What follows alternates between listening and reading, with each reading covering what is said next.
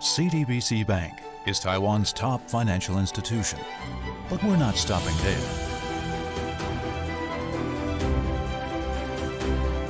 We're crafting an international brand and already have over 370 outlets in 14 countries. We are by your side, ready to embrace the future.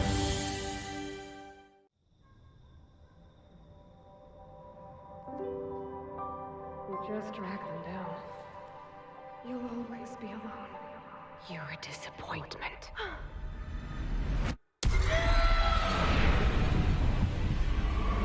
They were never your friends. Why do you even try? Why would anyone be friends with you? You can't take the pressure. Everyone will always be alone.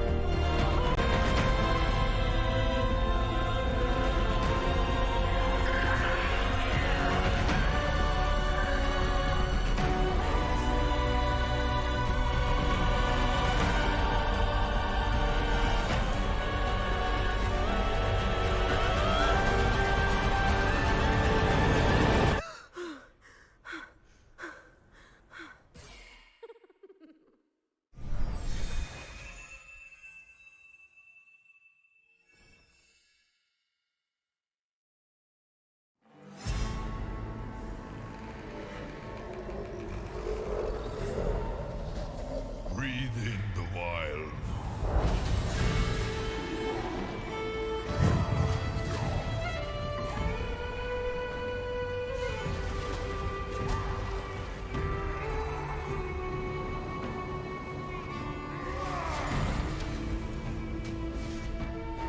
With the strength of the bear.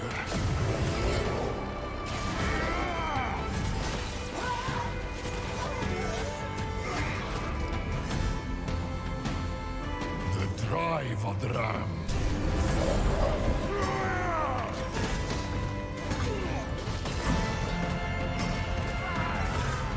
The will of the boar.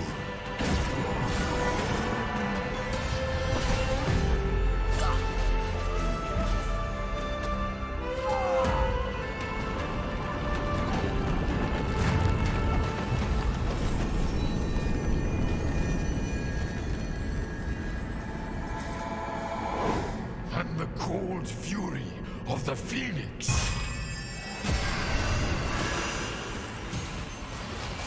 A storm rages through me.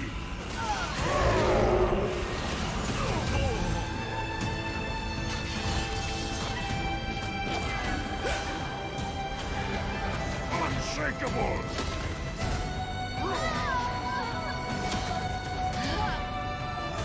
Breathe out the spirits and fight.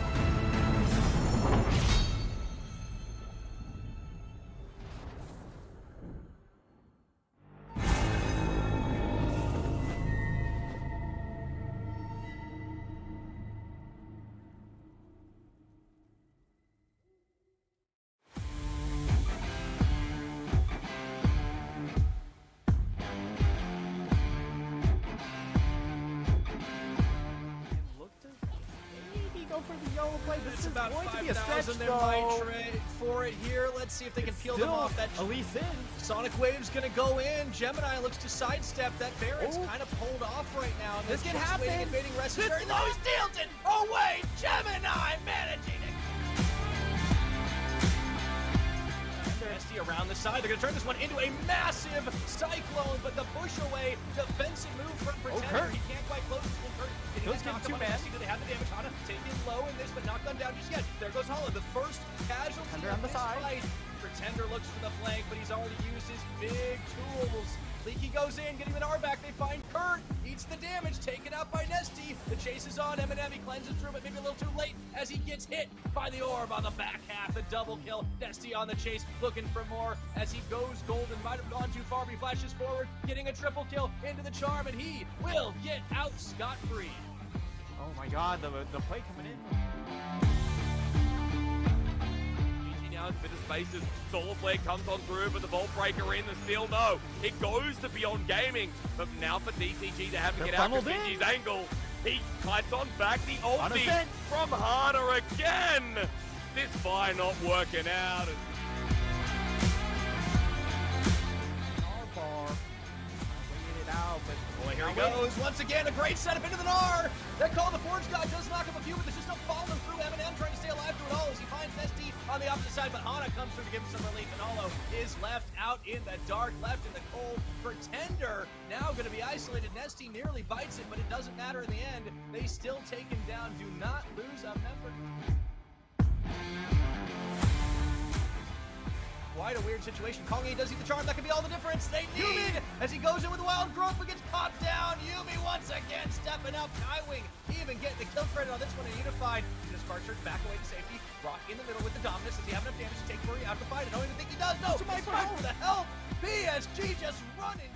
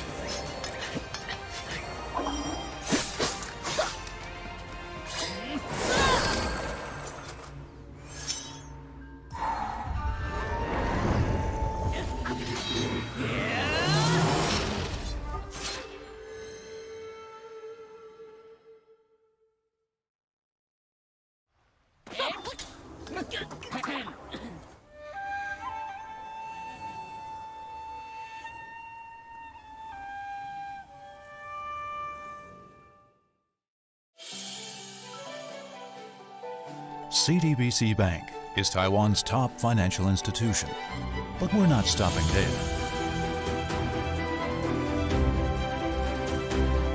We're crafting an international brand and already have over 370 outlets in 14 countries.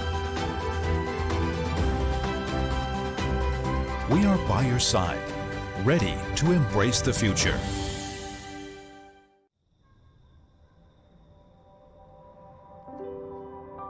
You just drag them down. You'll always be alone. You're a disappointment.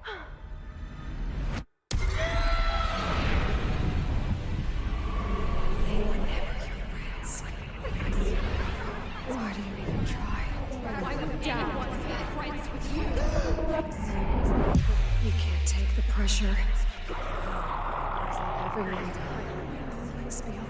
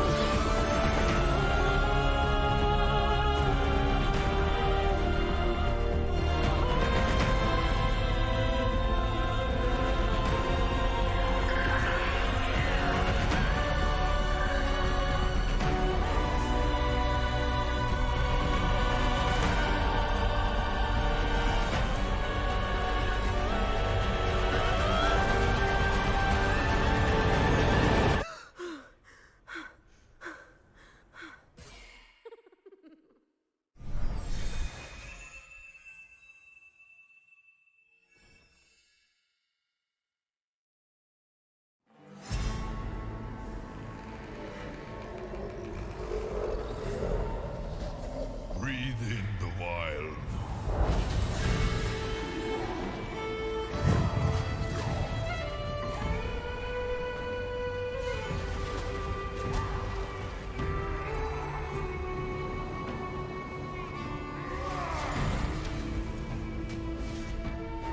With the strength of the bear.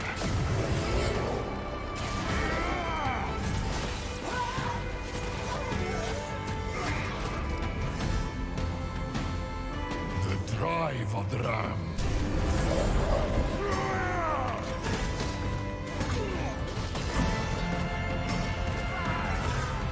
The will of the boar.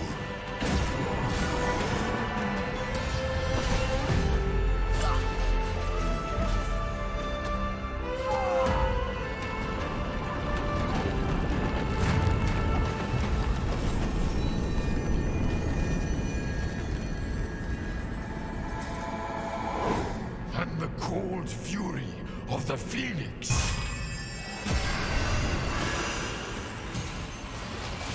A storm rages through me.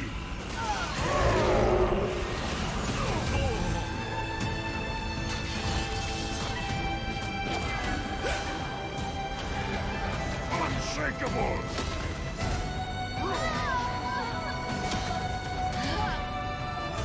Breathe out the spirits and fight.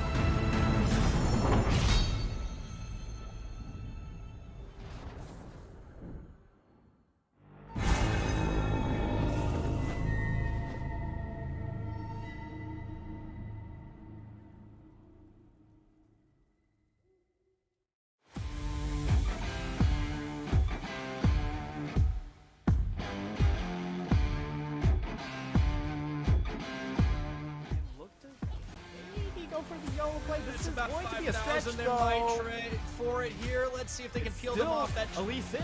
Sonic Wave's gonna go in. Gemini looks to sidestep. That Baron's Oh. kind of pulled off right now. And This then can just waiting, happen. invading Rest is very low. He steals it. Oh wait, Gemini managing it. Nesty around the side. They're gonna turn this one into a massive cyclone, but the push away defensive move from Pretender. Kurt. He can't quite close this one. Kurt getting Those that get knock two up on men. Nesty. Do they have the damage? Hana taken low in this, but not gone down just yet. There goes Hollow, the first casualty Pretender of on the this side. fight. Pretender looks for the flank, but he's already used his big tools. Leaky goes in, getting the R back. They find Kurt. Eats the damage, taken out by Nesty. The chase is on. M&M, he cleanses through, but maybe a little too late as he gets hit by the orb on the back half. The double kill. Nesty on the chase, looking for more as he goes golden. Might have gone too far, but he flashes forward, getting a triple kill into the charm, and he will get out scot-free. Oh my god, the play coming in. Now it's a bit of spaces. Solar Flare comes on through, but the Vault Breaker in, the steal, no. It goes to Beyond Gaming, but now for DCG, they have to They're get out funneled because in. Vinji's angle. He fights on back, the Hana ulti sent. from Hana again. This fire not working out. Bar. Winging it out, but Boy, here he goes. Once again, a great setup into the Gnar. That call the Forge guy does knock him a few, but there's just no following through. M&M trying to stay alive through it all as he finds Nesty on the opposite side, but Hana comes through to give him some relief, and Hollow is left out in the dark, left in the cold. Pretender now going to be isolated. Nesty nearly bites it, but it doesn't matter in the end. They still take him down. Do not lose a member. Quite a weird situation. Kongi does eat the charm. That could be all the difference they need as he goes in with the wild growth but gets caught down. Yumi once again stepping up. Kaiwing even getting the kill credit on this one. A Unified. Just Sparkster back away to safety. Rock in the middle with the dominance. Does he have enough damage to take Murray out to fight? I don't even think he does. No, It's a he's fighting for the help. PSG just running.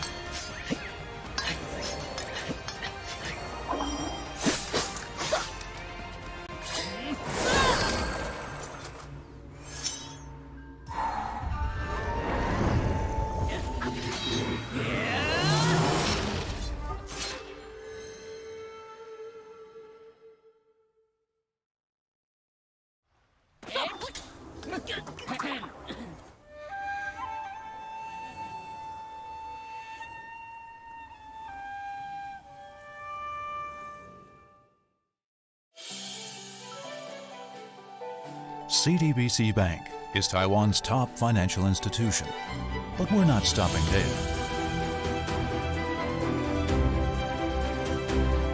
We're crafting an international brand and already have over 370 outlets in 14 countries. We are by your side, ready to embrace the future.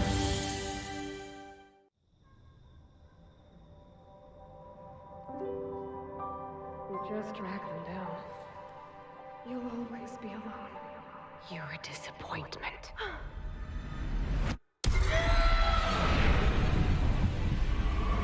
They were never your friends.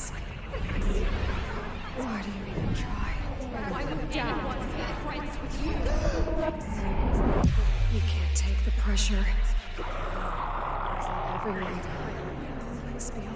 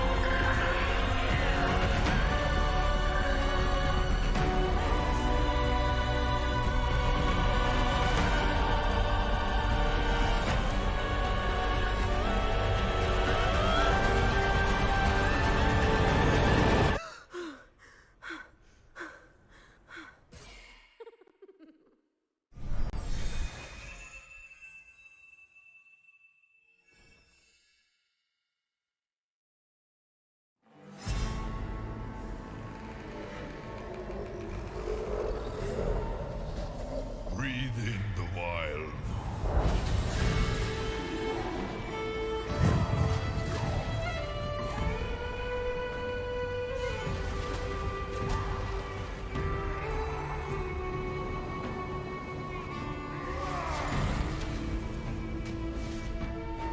With the strength of the bear.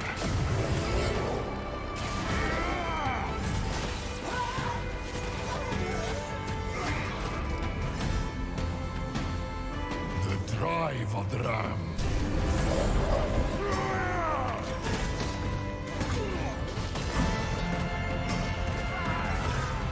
The will of the boar.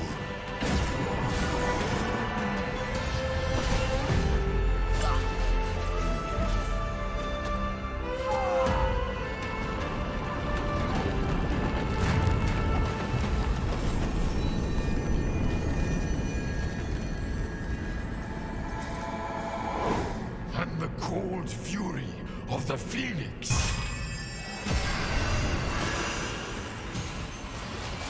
The storm rages through me.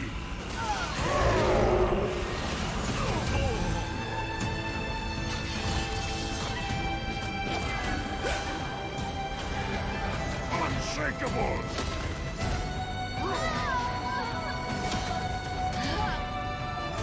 Breathe out the spirits and fight.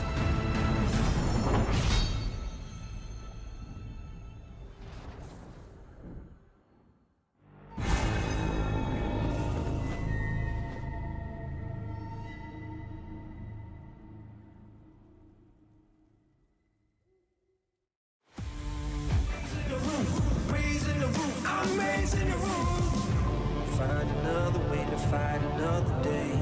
Find another way. Find another way to fight another day. Find another way to fight another day. Find another way.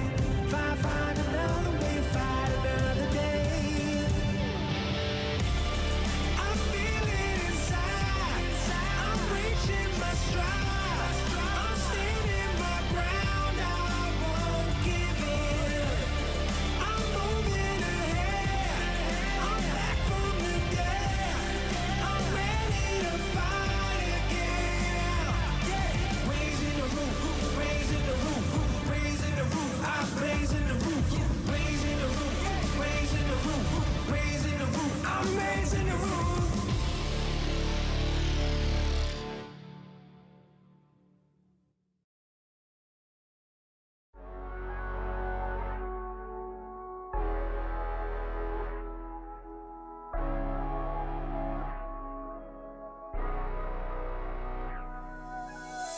Ooh, girl, you look so good.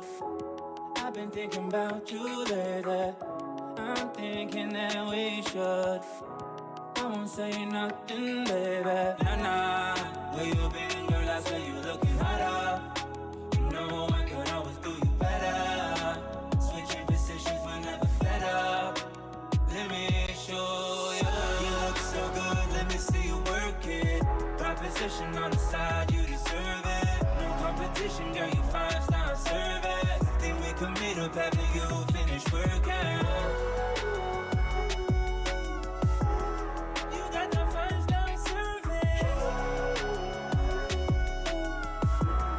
You got the 5-star service. You can be the samurai, you can be my master. Put me in your senses like I'm your Abe Shacker. I can feel your vibes throwing around me like a rafter. Coming so strong, you love it when I go faster. I'm loving your interior, no I wouldn't change it. Body is superior, other ones are basic. Thought you was inferior, wrong, you're amazing.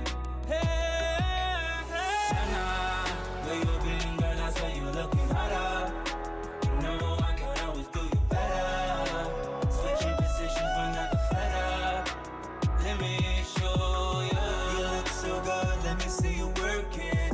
Proposition on the side, you deserve it. No competition, girl, you 5-star service. Think we can meet up after you finish working. You got that 5-star service. You got that 5-star service. You look so good, let me see you work it. Proposition on the side, you deserve it. No competition, girl, you 5-star service. Think we can meet up after you finish working. You got that 5-star service. You got that 5-star service.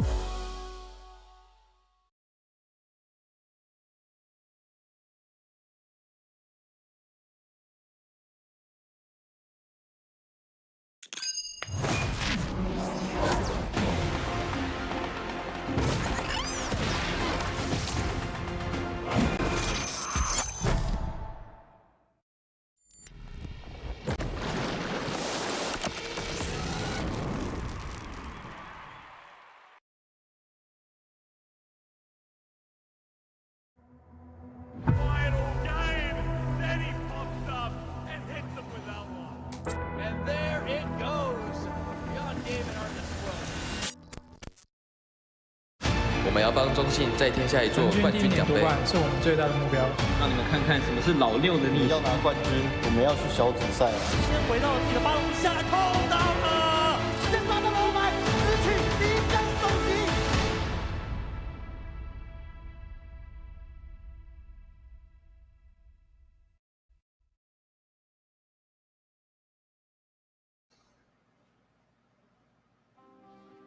Hello, hello, hello, everybody. Esports fans, all welcome once more, one last time to the PCS Pacific Championship Series. This is it. All of our summer split, all of our season has come down to this one last series to determine seeding for Worlds, but yes, to determine our our new champion. Hey everybody, I'm Pyrotechnics, he's Clement Chu, and we, of course, are the PCS. We are sponsored by CTBC Bank and by China Airlines. Thank you both for making this whole thing possible. Now, Clement, one last best of 5. That's all we got left. How are you feeling tonight, my friend? This is the culmination of 9 months of grueling combat between our teams in the PCS. And I think for this event, it is more of a celebration. These two teams are both guaranteed to go to Worlds. They're both representing the PCS, but one of them will get the chance to have a massively improved outcome potential into getting further into the bracket at Worlds, because one will be starting in the group stages while the other will be going into the play-ins. This is what it's all about. This is what these two teams are fighting for. They're going to be holding hands and probably boarding the plane together, but one of them is going to have a much further start. Certainly the case. They have met up against each other already, so we do get a bit of a repeat of our upper bracket finals, where CFO took Beyond Gaming down in a 3-1 bout. Of course, Beyond bouncing back yesterday to take down the reigning champions, 3-time reigning champions, well, and 4 if you count all the way back to the start of the PCS's existence. PSG Talon, they will not be in our finals. It is a new era. Here in the PCS, we have 2 new representatives, and of course, they are no strangers to the world stage. Beyond Gaming making it there just last year. Of course, in the play-ins themselves, they'd love to improve on that record with their revitalized roster. And of course, for CFO, they were playing in different jerseys the last time most of these players attended the World Championships, and they're also toting a hot new rookie in Shun, who has never been before. Yeah, a number of these players will be on their first trip to Worlds. Shun is one of them, the big one, Likai another, and Minji also. Taking a look at the caster predictions here, I think most of us did go with CFO just because how dominant they were in the winter bracket finals. It was a 4-game series, but the last 2 games honestly weren't that close. They were all finished before 30 minutes, and this is the general outlook, the lay of the land here. CFO, on average, has won all 3 lanes at the same time, and especially to note, Shun has been up by 500 gold, not at the 14-minute mark, but just at the 10-minute mark. This is what is going to dictate the ban picks, because Shin is super willing to just first pick those Dravens and Callistas and kind of break the mold between the Zeri Sivir tier 1 trade. And that's going to be something that Beyond Gaming are going to have to try and deal with. They're going to have to adapt. So many of these players, all-stars in their own right, veteran presences flanking this new rookie Shun you're seeing on the screen. I mean, you got to look at this core. This is Machi from 2020. That's when they went to Worlds. That is the only other time a non-PSG team took home the trophy here in the PCS era, and that was a team that included Gemini Mission and Koala. Rest, of course, part of the J-Team roster back in 2019, back in the LMS days. And of course, Shun, the new rookie coming in at the very end of the spring split, steps up, delivers an incredible performance, and shocks the entire league. And this team nearly goes to the midseason invitational, only to fall just short to the hands of PSG. But they don't have to face them tonight. Instead, they have a repeat against Megabank Beyond Gaming. Yes, it is a battle of the banks for the finals. And Likai, Husha, Minji, Wako, and Kino would love to earn themselves a spot at Worlds in the main event this time around. And speaking of players that haven't been to Worlds, Clement, I mean, Minji and Likai have never been able to make it themselves. Yeah. They were on different rosters, of course. And Likai being the guy in the top side, he kind of had to fight it out with Liang a little bit. Yeah, you know, Beyond Gaming, I think their trajectory is just absolutely amazing. They didn't look all that promising in Spring Split. They lost Dago, you know, PK retired. Liang looked kind of on and off even into the Summer Split, but they finally coalesced, and I think a huge part was because of A, Wako's performances in the bot lane, and then B, Minji actually coming up with a quite varied champion pool. This has always been a bit of his problem, is that he just doesn't play many of the standard control mages, but this time around, he had that Vex, he had that Talia to kind of pat him through. But as most of our analysts have said, I think most of it is going to come down to the bottom lane. This is where Beyond Gaming has been the strongest in their laning phases over the postseason, but that didn't work up against Shin. Shin kind of crushed them in the laning phase itself. Look at that gold difference at 14, 600 gold ahead, and this is a guy that has that extra Draven pick. Wako doesn't really have an answer to that one, and it makes the trades very uneven. You know, typically if we saw against the PSG, it was kind of a straight series of just trading back Zeri and Sivir. And this time, well, it's kind of like, well, Nuke just beats rock, scissor, and paper at the same time. You slam the Draven down, and there's no response. Absolutely. Yeah, that's the issue, right? You have to be able to deal with that or be willing to ban it out, and that does add a little bit of pressure to you. As we go into the picks and bans for game number 1 here, we're going to have the Ahri, the Sylas banned away. The focus for CFO has been trying to clip Minji's pool and get rid of some of the stronger champions in the meta because they know he has typically struggled. Now, that has improved a little bit in the playoffs. So Beyond Gaming Surge is not for nothing, but no focus on the bot side just yet for either team. The Azir band against Mission, the Poppy respect band, but that means Shun has everything to work with. So big thing here is if Beyond Gaming want to give over the Kalista or not. We don't typically think about Kalista all that much in the previous series, but she's still incredibly powerful. And yes, they're going to ban away the Draven instead of going over for the Kalista. You know, I think this is why, you know, Shun has just been so powerful, because outside of the win everything Kalista, he also has to win everything Draven. So you kind of have to pick your poison right here. Outside of that, I do want to mention that the bans of Ahri and Sylas, and then Azir and Poppy have remained the same throughout all 5 games being played so far. So be familiar with this. This is probably what both sides have settled on in these specific matches. Now, they have a lot of time, a lot of game footage to watch back from each other now. Prior to that, it had only been regular season that we'd seen these two teams meet up, but in the upper bracket finals, they finally did, and it was a 3-1 victory for CFO. For Beyond, not soon to forget that, going to try to find some lane dominance. This is one of the things we talked about as a potential win condition. Force Shun into a matchup that doesn't necessarily hard win. So they get the Lucian. You should expect to see the Nami next, but they are giving up a little bit of jungle priority here, which means that Gemini can have his pick. He goes ahead and locks in the Wukong. Does make a lot of sense in Mission. When you ban things like Azir away from him, he's perfectly fine to go on this victor. He knows he's never going to lose that lane.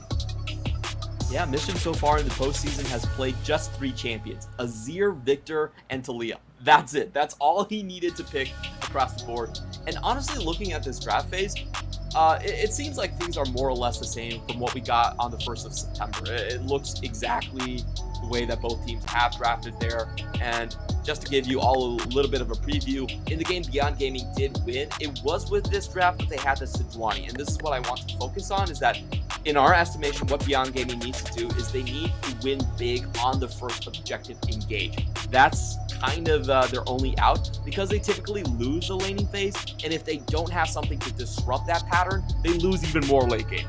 So the way Beyond Gaming has been able to dominate CFO, the only time they actually beat them was by just having a massive first straight fight. We saw Minji get a 3-man flip on the Taliyah, and then they were able to snowball from there. But this time CFO are doing, I think, a really smart thing, is they banned away the Sejuani jungle that beat them in their previous series. Right, and it does show a fair bit of respect to Husha as well, because he is the X factor in the early games for Beyond Gaming. Typically, they've been a slower team. They have taken a little bit of time to ramp up, but Husha is the guy that is making sure that they at least go even, that they come back into it. He's a hyper-aggressive jungler. They put a lot of bans his way, and it puts him on the Xin Zhao, which does have a great engage, but I do worry for the late game of this team, and I think they really are trying to go for all early into the mid game, look to snowball it away, play CFO's game against them.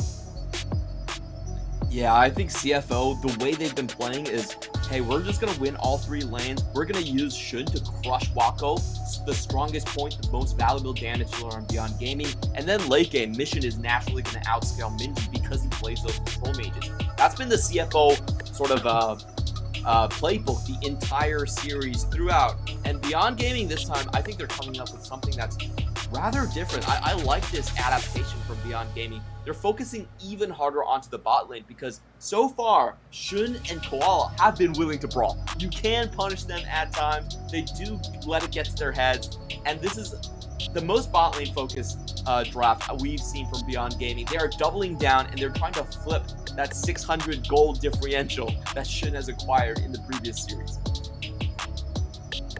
I think you have to against this team. Like, the top lane matchup is going to be tough no matter what. Rest gives himself the Renekton, so Likai opts into a tank matchup. He's going to have the utility. We've seen already what can happen when a Renekton dives a Gragas, but that barrel timer is just right. And the Lucian Nami has worked well for Wako and Kino in the past. We talked about these two lanes in the previous series, how we consider them to be two of the best in the PCS, if not the two best. But the question was, which one was better? So far, it was Shun and Koala, but perhaps Wako and Kino can make a claim to fame this time around and snatch a game one. That'd be a heck of a statement. Absolutely here, and I think a lot of it is going to come down to Husha and his potential for early ganks coming in.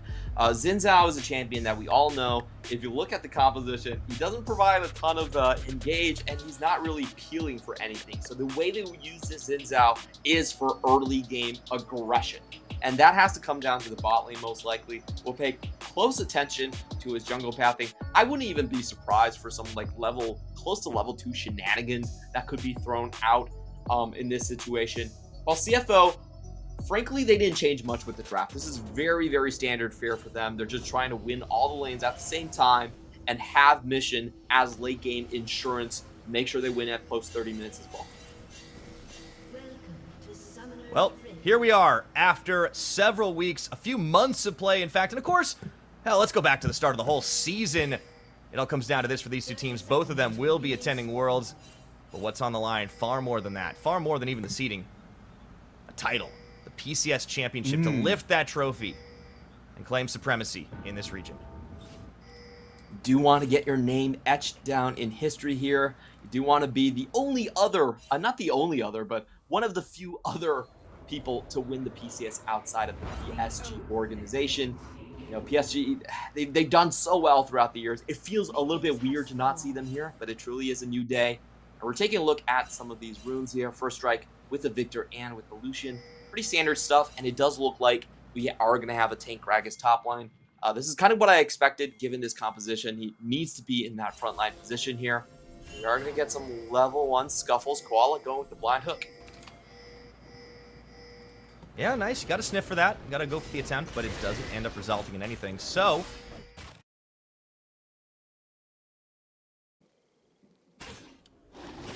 Pyra? I'm just going to go ahead until maybe Pyra comes back here. I'm not hearing him in my earphones, so, you know, if I'm talking over him, please tell me. We are going to be taking a look at the jungle pathing here. Xin Zhao going to go towards the bottom lane. Hello, am I back? Like we expected. And welcome back, Pyra. It's always nice to have a hey, play-by-play here. Yeah, thank you. Yeah, you know what? You're trained for this moment, Clement. You can come right back into it when there is actually, one of those little oopsies, those issues that happen. But all the same, thank you for the welcome back. And yeah, we're underway. We're off to the races here. And seeing Shun and Koala go a little aggressive is always nice. It's always fun. But I want to see how well they can actually do this 2v2 because Wako and Kino are playing in this Lucian Nami matchup that should give them an edge. And early on, the CS differential as they get the first crash already starting to work. Yeah, we do see the push in here from Shun, and Beyond Gaming, I was just talking about this, but they are sending Husha into the bot lane. This first gank is going to be of paramount importance here. As we've been talking about, the way CFO has just crushed this series has been through just crushing the early game bottom side. Shun, up 500 gold at 10 minutes on average in the series, absolutely dominating. So it looks like Beyond Gaming want to flip this by sending Husha down there early, but we also see the ward there. So it's very important to see if Beyond Gaming have timed this ward correctly. It looks like they might have a guess at where this ward is. Oh no, but they miss it completely. And looks like without spotting the ward there, they know that there was a ward dropped, so they just decide to back out afterwards. Yep. So a little bit of information kind of gained on the back of that, and now we're going to have to see what it ends up yielding. But this early game, just slim gold for CFO. A lot of that happening down on the bottom side. Very aggressive start. Pushing the wave, getting the farm does allow them to get priority in that river. And look at what Rest is doing here. He might actually opt to pick the crab up himself. Then go for double scuttle on this one to get that vision advantage. Yeah, this is such a strong start for them. You expect this out of the Renekton matchup earlier on. You know, Gragas typically doesn't come into his own by the second item. And a couple big things to watch for here is Rest going to go for a more standard build with the Core Drinker, or is he going to try and apply a little bit more split pushing with the Blade of the Ruined King coming through in this matchup? That's going to really decide how CFO are going to allocate their lanes throughout the mid and late game. Something to pay attention to. Meanwhile, going through the lanes, this is kind of what we expect, but each individual lane finding small advantages just in terms of the CS. This is something that I think is going to stay consistent throughout the series, just because CFO, as we said so many times, they represent the best individual talent that the PCS has to offer. Their laning phase is par none. This gets flipped though. Oh yeah. Oh yeah. As you were saying, it talking about a caster curse. As they get mission on the flip, but they need another auto. Minji tanking so many tower shots, but he gets first blood all the same. Really beautiful stuff done right over there. They get the flip, and it takes him in range of the Wind Becomes Lightning for Husha. He is able to follow up. Even though he doesn't get the 3 Talon Strike, they have the damage to take him down early. And this is how Beyond Gaming beat PSG in the final game versus PSG there.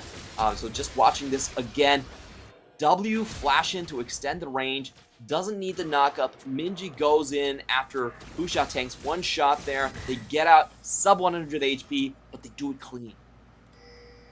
Yeah, I mean, that's the important thing, actually getting the execution down. And this was a strategy that worked in the regular season against CFO. Just keep camping mission. Not only do you give him a hard time, force some of those summoners burned, but you could potentially tilt him. He may be a veteran player, but he's not immune to getting into a bad headspace, as CFO will start to use their superior vision to start off on this Hextech Dragon. There's not a whole lot that Beyond can do about it, but they know it's happening. I gotta say, this bot lane is much further behind than I would have expected right here.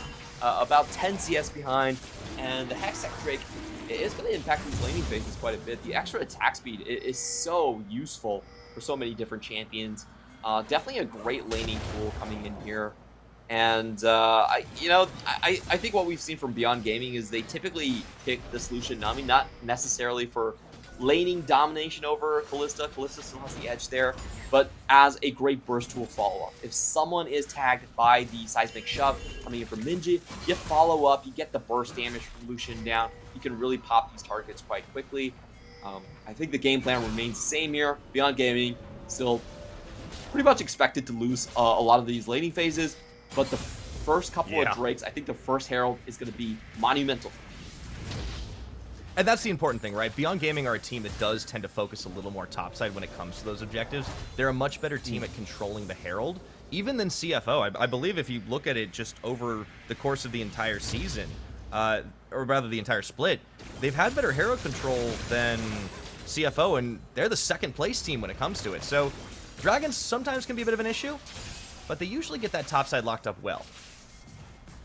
That's what they're banking on, Beyond Gaming, we know that they're clutch. They have this ability to just look at those defensive small slivers of sunlight that appear in the enemy formations, and they just go all in. They delve into your composition, they split you up, and they kill you one by one. That's how they've been able to play against front-to-back comps, despite barely playing any front-to-back themselves. So we'll see if they can get that good explosive cast off, split a couple targets. The stun's going to be very important. The way Beyond Gaming, they typically take their team fights is they just bum rush one target. They kill one person, and then they snowball into the rest of the team. The laning phase has always been a bit of a weak spot for them. We kind of all know that. So we're just kind of waiting for that Herald to see if Beyond Gaming can't get over the hump there. But typically, if they don't find a big win early on the Herald, on the second Drake, then from what we saw in the previous series, they don't get to play much of the game after that. Yeah, that does start to give cause for concern, and CFO should be feeling pretty happy about their setup because they've already started on Herald themselves, and Rest is coming down. There's a bit of an invade into the jungle just for a second that was actually just warding by Kino. With the move back by Shun and Koala, it does mean that Wako gets very close to completing a plate, which is going to be some relief for him. But Beyond are just not making as many moves around the map right now. You got to wonder what's going on with Husha. Yes, he's with Kino to try and take away a red buff, but is that going to be worth it compared to the Herald play? Now, this is really good stuff coming in from CFO spot lane. They know that there's a potential for a 4v2 in the bot, so they're hard shoving their way out just to make sure. Oh. Gonna be a nice turn from Mission. I thought Minji might have had the better of him right there, but no, he turns the Chaos Storm around, and despite getting ganked earlier on, he's been able to pick back up in the farm game. Let's see if they can get a kill onto him this time. He does have his flash available, and he is playing to the safe side, but knocked again by the seismic shove, and forced to flash there. Minji using most of his health bar to try and line up a kill. That was kind of interesting. I felt like Mission was definitely pushing his luck there a little bit. He knew that the Xin Zhao was on the bottom side of the map, and still stayed around for it. Does end up getting punished, and that is something we need to pay close attention to. You know, Gemini, find this Talia, Minji trying to walk away. Okay, Minji respects it. Yeah, nicely done. Sometimes you get a player that stays in shops, but not Minji. Herald's going to drop into that mid, though, and that does mean they're going to have to answer it. Yeah, this is a rather interesting Herald. You rarely see jungles taking all the play gold for themselves and just going like, you know what, I'm not even going to share this. It doesn't matter. I just need as much gold as possible. So this is kind of interesting. We did see this yesterday from Busha as well. Wukong does tend to be rather gold starved. Like, if Wukong can get that gold early and get to the second items, he's actually a pretty lethal threat to most backlines. So I think that's just the idea here from Gemini, is that he just wants to present a kill threat versus a short-range AD carry like Lucian.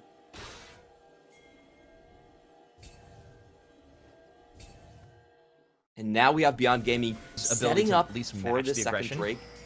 Oh, there we go. I'm just going to go on here. I think Pyro's kind of popping in and out a little bit. Yeah. Very sorry about that. Am I back again? And let's see. Beyond Gaming setting up for vision across the river right here. They're going to have pinks all the way behind the red buff. We have the Drake in just 8 seconds. I think it's very pivotal for CFO to kind of break this Drake, for Beyond Gaming to break this Drake train here.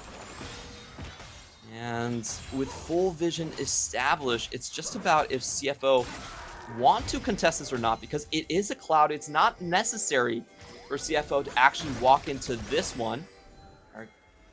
They are trying to clear out on the ramp here to try and find their way in, but honestly, if I'm CFO, I'm not going to be too worried about this. It's going to take a while for Beyond Gaming to actually follow this objective, and they find Minji transitioning back into the mid lane. Everything's going to be thrown onto him, but he is going to survive. Gemini about to go down. A great crescent sweep right there coming in from Busha. Is going to find one. Can Beyond Gaming get even more? They get two for their troubles. Busha does drop, but that's a big win for Beyond Gaming. Exactly what they need to be looking for.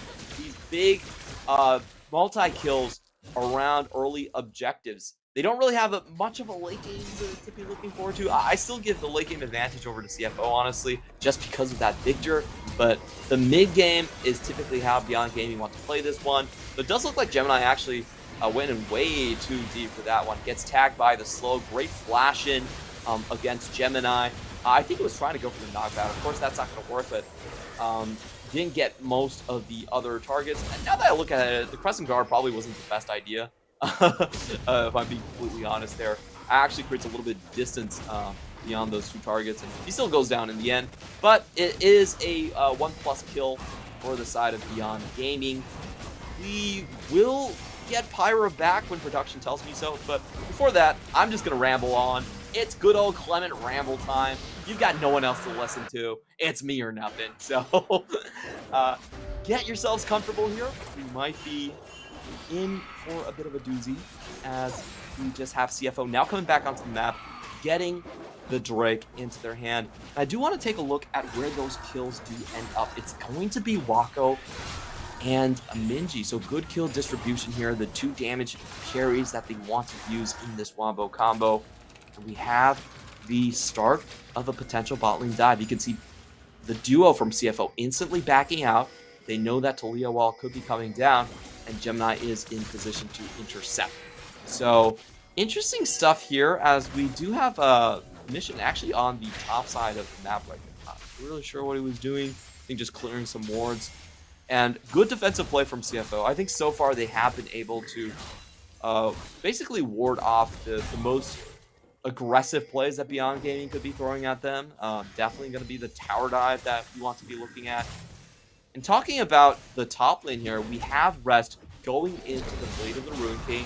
This is pretty standard stuff for Renekton in this matchup. He does want to maintain that split push advantage. So he knows he's going to have a lot of alone time with this Gragas as Beyond Gaming focuses the bot lane. He's going to go for the Blade of the Ruin King.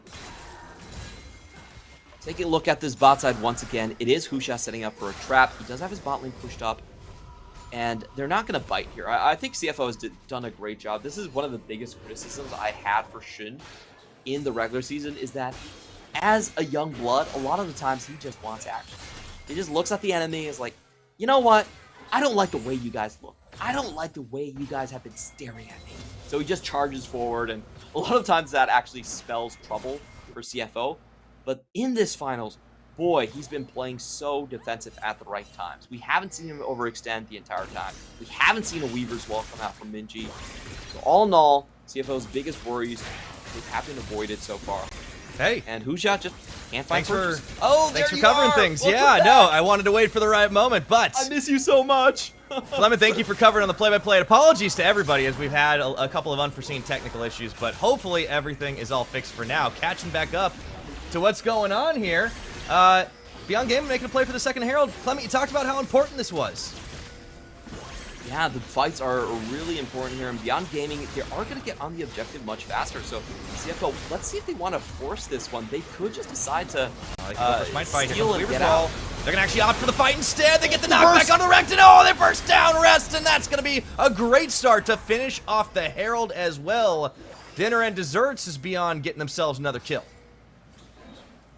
Great stuff from Minji there. He just walls off the dual lane from CFO from coming in. And I'll be honest, I felt like CFO got a little bit greedy with that. They were much later on the lane rotations, but they still wanted to contest regardless, and that was the burst potential we were talking about. Lucian, Nami itself, not exactly a winning lane against Kalista, but with the Talia, that's what you can do in teamfights. Yeah, and that's the important thing, right? Putting Minji on that type of role that allows him to have an impact outside the lane, and also a great takeaway for Mission. Yes, Talia is highly contested everywhere, but it's one of those champions that Mission's loving to play in the postseason. Putting him on a Victor makes him that much less mobile. Yeah, when someone only plays 3 champions, anything you can take away is quite valuable in that situation here. And we can see Beyond Gaming finally getting the gold lead back. Now with the mid lane tower down, that means a lot of times Nikai can just come in from the sides and hopefully start to find some pickups to accelerate Beyond Gaming. If you look at the gold lead, I don't think it's enough for Beyond Gaming to really feel comfortable in a big mid-game push. They still need a couple, a bit more separation, but it's starting to get there. Yeah, that's the important thing, right? The game plan is on track. I mean, the one thing you got to watch out for right now is to not allow CFO to keep building this Drake stack, because it is a Mountain Soul. And if they get this next one in 40 seconds, you're on Soul Point already. You don't want to let CFO run away with that. It makes it so much harder to kill this team, and you need to be able to burst them down. But they do have a bit of a spike going for them. There's an item differential right now for Wako as he finishes his rapid fire cannon. Yeah, it's going to increase that range, and also that implies the ebb and flow, not the ebb and flow, the Tidecaller's blessing onto his target of choice there. So it could be a great catch tool with this rapid fire cannon. And I think CFO, you know, they should understand they don't need to contest all of this. Whoa! There it goes. You pull the Fate's Call. I mean, I love watching this first strike Lucian. You just stack so much bank if you're aggressive, and Wako is just the right type of player for it. He's baiting with his body right now, but yeah, there's a Death Brush, and CFO, no. Gemini's no fool. Although, they want to try and take the fight anyways. Keel forced to flash out of the big Chaos Storm that was dropped down by Mission here, and they feeling healthy enough to try and force the fight, force their way into the river. Koala really low health though. If I'm CFO, I'm just angling for a steal. I don't really care about taking this fight overall. I still think this is when Beyond Gaming is most likely the strongest, and they're down so many ultimates here. I think they might want to try and get a pincer on Gemini waiting in the wings right now. Koala actually hopping over the side of the pit. They're going to look to try and cut this one up. A massive cyclone for Gemini, but can they actually get the kills? not able to do it. Gemini falls down to Husha as Beyond are able to snap back and pull away from the follow-up damage. Dragon partial resets, but CFO, no, without a smite, there's no chance of contesting this now. I gotta say, this is not the line of play I would have gone for, but let's see if CFO can get something. What? Whoa! Okay, Sashimi. rest. Yeah, slice him and dice him. That was nicely done, but it's a consolation prize, it feels like. Now, they do trade 1-for-1 overall, but I think Beyond Gaming feel pretty happy about that one. They get another kill, and they also stop the Drake stacking. Mountain Drake is probably the most important Drake, I would say, for the side of CFO. And this is why I don't really like Flake plays against a team that has Weaver's Wall. If you look at Shun, he had to flash over to start that fight. And if you remember the ultimates expended here, they didn't have the Death Charge, they didn't have the Face Call. So I feel like the correct play for CFO here is you just focus on mid lane. You take over the top side of the map, you get even more gold. Rest does get this one, but we have to remember that's actually a flash expended for a support kill. And all in all, I don't think that was all that much necessary. I think CFO should just focus on the late game and get even more gold in that situation rather than potentially handing kills to Beyond Gaming. I think they forced a little too hard there, especially Gemini. I don't know what the comms are like right now, but once the Weaver's Wall goes down, it's like, why are you going in? It was a great Cyclone, but there's no follow-up. And yeah, Shun has to burn his flash. They don't get anything off it. Gemini ends up dying. And they also didn't have a lot of key ultimates to work with, as you pointed out. Now they're starting to get more of the items, like the buys kind of come through here, and you have the Shadow Flame picked up by Mission, so he has a lot more damage to work with there. You also have the Turbo Chem Tank finished by Rest, so he's just kind of opting into the big beefy stat stick at this point. And we kind of expect to see Renekton as the later stages of the game progress. 20 minutes on the game clock, though. Beyond getting that Dragon back, that does cut down on the stack, and it makes them a little harder to crack. Oh, you do have Koala just coming over, not going to find He's really trying for it, but they're going to opt out of that one as the Weaver's Wall comes down. Minji finding himself on the one side of the wall, but it doesn't matter. Even though Gemini got pumped full of damage, he was able to get away for just a second until Wako just put way too much slide into him. That's going to be Baron at 21. You got to love how decisive Beyond Gaming are. Let's see if CFO can do anything about this. Try and peel them off. There is no smite here. We do have the Renekton coming in, but it looks like Beyond Gaming goes for the turn. Oh, Lekai with the big barrel. He's actually able to separate the rest of the team, and Minji takes Koala down with a stone's throw. And Lekai, dashing once again to safety. They do stop Baron Nashor, but Koala loses his life for it, and Rest loses his TP. Yeah, all in all, a bit of a head scratcher here for CFO. I feel like they're playing way too aggressive when they have the 1-3-1 online. Like, if you let this 1-3-1 get to late game, Victor is going to have his way in the top side. Renekton is his way against Gragas. So I don't really get the rush here from CFO. I don't see the necessity for them to be actually picking up the pace. If anything, it should be Beyond Gaming that is forcing the issue here. So you see Koala, he gets tag up. This is a really scuffed fight, and like, even if they found the pick, Gemini most likely would have to force himself up the ramp. And yeah, that was, I don't know, that was just so weird from CFO's side. I think just maintaining vision on Baron wasn't enough. I don't understand what CFO are thinking about the macro play right here. And this again. What was that? 45. This is just such hard forcing. I agree. I don't get it. I don't know why they're trying for this. They're in the, they have, the gold is super even, right? And they technically have a Dragon Lead, but they do not have tempo or positional advantage. Yeah, I don't really see the necessity right here, and they're going up against targets that really aren't that tanky, even in the late game. I think about Xin Zhao, I think about Lucian. This might be final sitters, Clement. I think they beat this team earlier in the week. I don't. Oh, Koala. Walked just away from the shove. And the funny thing is, despite all of that, CFO are still very close in the gold, mainly because of that top lane CS advantage, almost ballooning to 50 already. Gemini searching for a pick. Find it. Well, Gemini does find Minji. Trying to deny that blast cone. He actually he goes over with him, and he goes for the second charge. Minji could be going down here, trying to just keep tossing rocks, but that's going to be the end of his life for right now, as he also can't really get anything else. Mission on the push up top. Well, they have the Renekton down bottom. It's a great 1-3-1 split with picks as well.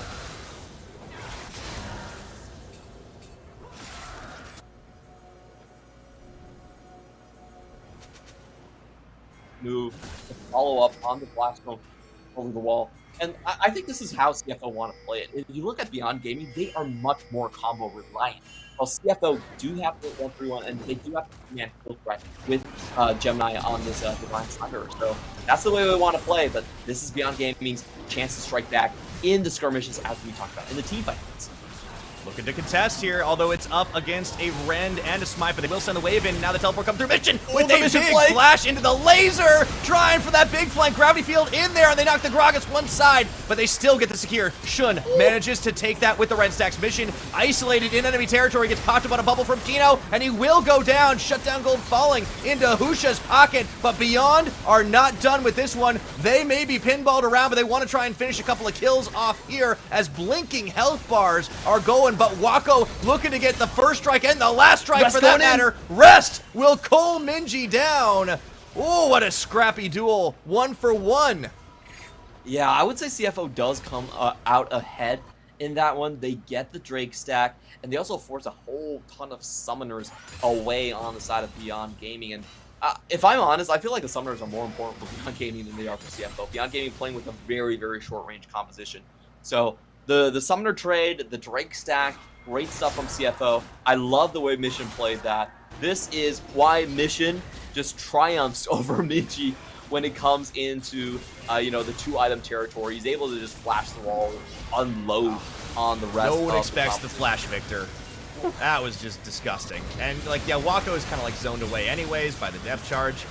They were able to secure that dragon with the Rend stacks. Yeah, like, Mission's isolated. He goes down. Great timing on the bubble, easy as you like. And the team just doesn't stop fighting, though. He's like, all right, if I'm going down, I'm taking y'all with me. And they almost do. Yeah, this is actually, you know, Minji kind of going 1v2. I don't really like the Gemini going for Kino there. It wasn't necessary, but put up some shots, an extra target.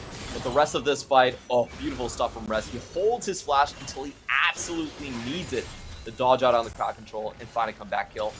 There is a problem here, I think, for CFO, is that Wako looks a bit scary. He's a 3-0-3 right now, and if you look at that team fight, it might not have seemed like it, but Wako is matching the damage from Mission. Yeah, I mean, he's got 3 items at the moment, too, and Shun actually hasn't been able to compete quite so much. In the very early stages of the lane phase, we thought, all right, Shun Koala still winning it out, but the Lucian Nami doing well. Koala, whoo, he goes fishing with the hook, but Wako is able to relent. Please don't do that, Wako. Away. Yeah, I mean, I get, look, if you're going to face check with any AD carry, Lucian ain't the worst, but, oh, whew, that's heart palpitations. Yeah, that's the quintessential Wako from you. You'll get that every series where he'll like triple kill 2 team fights and then face check 1. So the Wako effect going through. Rest is going to be completely fine here. He's just looking for kills, man.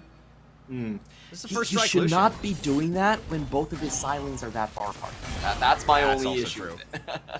Okay, Leakai's able to bully Rest just a little bit. I do like that Leakai's pretty much outlasted. He didn't go down in the lane phase and has just started to become that big tank. The Frozen Heart's on as well, and we have seen how much utility that Gragas barrel can provide in the right situations. So 27 minutes on the clock. The gold remains very close, within 1,000, within 500. But it is going to be all about that dragon in another minute and a half right now, as it will be Soul Point on the Mountain Rift. For CFO as they get the pull in. Koala looking for the opportunity play, but Husha going into the front line now and putting his ultimate on to try and deny and follow the damage. Koala gets pulled back in and Rest tags his way forward. He cuts off another slice of sushi as Kino falls. Leakai dashing to safety, but that's a nice pick set up the collapse from CFO. Working out. Yeah, that was a lot of forward planning from CFO. They were hurting Beyond Gaming towards the Drake, and then they closed off the trap with Rest. Beyond Gaming, they're short-ranged. They don't have a lot of HP bars. They cannot take these type of fights, especially if you think about the way Explosive Cask works. It can only blow out members from one side of the fight. So these Renekton flanks are going to be absolutely devastating. Big win for CFO right there. But the most important thing is Wako's still alive throughout all of that. So I think the mentality for Beyond Gaming in the next fight is going to be all out, let's burst out Mission. If they manage to do that, I think they just instantly win the team fight. If the Explosive Cask does just take Mission down, that would be the sort of miracle comeback that they're looking for. I think that'd be the important thing here. If they can actually get that burst down, if they can actually make that play, Well, that can be the difference maker. It's only game 1 of the best of 5, but in the grand finals here, I think the tension is already at an all-time high, Clement. The teleport comes through the mid lane. As CFO, they've been a little bit more looking like a 4-1 than a 1-3-1 the last several minutes. Let's see what they can get done. Rest can still draw a lot of pressure on the side, and he's very hard to kill now with the random and Omen complete. And he nearly has the Flame Horizon over Lekai at this point. My goodness. I don't know where this guy gets as far, but... It's Rest, man. He just is so ridiculous. Like, he was the BM King, now he's the CS King. Whew. I hope Beyond Gaming noticed this one because it could cause them to just lose a team fight out of nowhere as Rest they're going to look to push. Looking for the wrap. They've got Koala. He gets pulled in by the Fate's Call. They've just been using it as a bait and switch tool, but Rest is still not in vision right now. And the Dragon's live. He's going to aggro this one. They might just try to collapse on top of him. Now Rest is revealed. Husha's going to be the front line. Well, he's going to slice and dice and Rest rejoin still his has team. a slice. Yeah. Wait a minute, that's Gemini going in, finds what? Wako. Ooh, good dash away. Doesn't end up burning his flash. Koala's still a little bit low on this one, and you can see that's one charge from Gemini's ultimate. A second charge burned. He has to flash, but right in the bubble as well. And the Weaver's Wall is cutting off Mission, Koala, and Shun. They take Gemini out of the fight. Rest is trying to outlast, outlive Wako just on the back line. He's able to stay alive, but the rest of Beyond Gaming were not keen on continuing that fight. Rest will finally fall, but CFO, they were looking to secure this soul at the same time. It's not over yet. The fight's back in. They take down Kino, looking for the bait. And the Dragon, it looks like it's going to fall in favor of Beyond Gaming, but CFO were aiming for the fight. Wako goes down. Shun with the double kill, and the Ren stacks a triple now as he's looking for the Quadra. Clement, I think he's going to get it. Lekai, he can't dash away from them all. Shun, he's just too good as he will finally stack it up. And Mission steals the Quadra! Oh, that was so egregious from Mission. But, you know, if I what a did BM work play. out in the end, oh, boy, I thought the BM King was Rest. I will Apparently, say at the start it's of that changed. fight, yeah, that was a really weird move from Gemini. I don't think that was the move that they were looking for because they were playing against Weaver's Wall. You don't want to flank in those positions because Minji can just cut the rest of the flank away from you. So Gemini nearly dies before he even gets the smite off. And in the end, Beyond Gaming actually do take away the Mountain Drake, but we might not have all that much time to talk about an analysis. Yeah, Baron's on. We are going to the third one. All right, CFO, they want to go for this. It would be a flip, but Husha can't actually enter the wall as easily. There he goes, tries for it, you have to, but he doesn't secure it. The Rend is right for Shun. Husha locked down, and the shutdown falls to Shun as well. That is about as unfortunate as it could go with Beyond unable to make any moves, and man, Shun is also becoming a monster in this game. Yeah, what a clutch smite from someone that's not a jungler right there. Outsmites Husha and secures the objective. We're going to take a look at this fight. I really didn't like the way CFO started this one. If you look at their left side, they can't join the fight, and Gemini nearly just dies out of nowhere. So I feel like this was incredibly scuffed on their part. But the winning thing is that Rest was able to force out Wako. I think this is the most important thing about all of it is that they nearly got Wako at the start. This was some Matrix hero moments from Wako coming out here, getting the kill, and then turning around. I thought Beyond Gaming had this one in the bag, but Shun just gets up massively here. He focuses on the right side, and as Beyond Gaming are trying to collapse on the flank, CFO beat back on the right side to claim the team fight for themselves. You know, that was essentially a 4v3 that CFO were able to reverse on the back end. Yeah, all that dust settling. We had just so much action in the last couple of minutes. We don't even really have much of a chance to cool it down because Rest was still trying to press the issue. We're now 10-10 in kills, but CFO are the ones that have that gold advantage here. And the Dragon's still in their favor, but Beyond have a couple of mountains to work with, and they're feeling like they can fight it out. Koala getting touched down. However, there's the turn for Gemini. Wako's down! That's massive now, as that Chaos Storm still doing its work, and Husha yoinked back in as he tried to walk through the gravity field. Rest in the back line does not even care about the worked ground. Maybe he should. It's starting to hurt. But with that one kill, the Siege, they can push this Baron buff on, of course, for CFO. That is going to be the end with all the wave clear they've got working for themselves. But they just go right back to the split.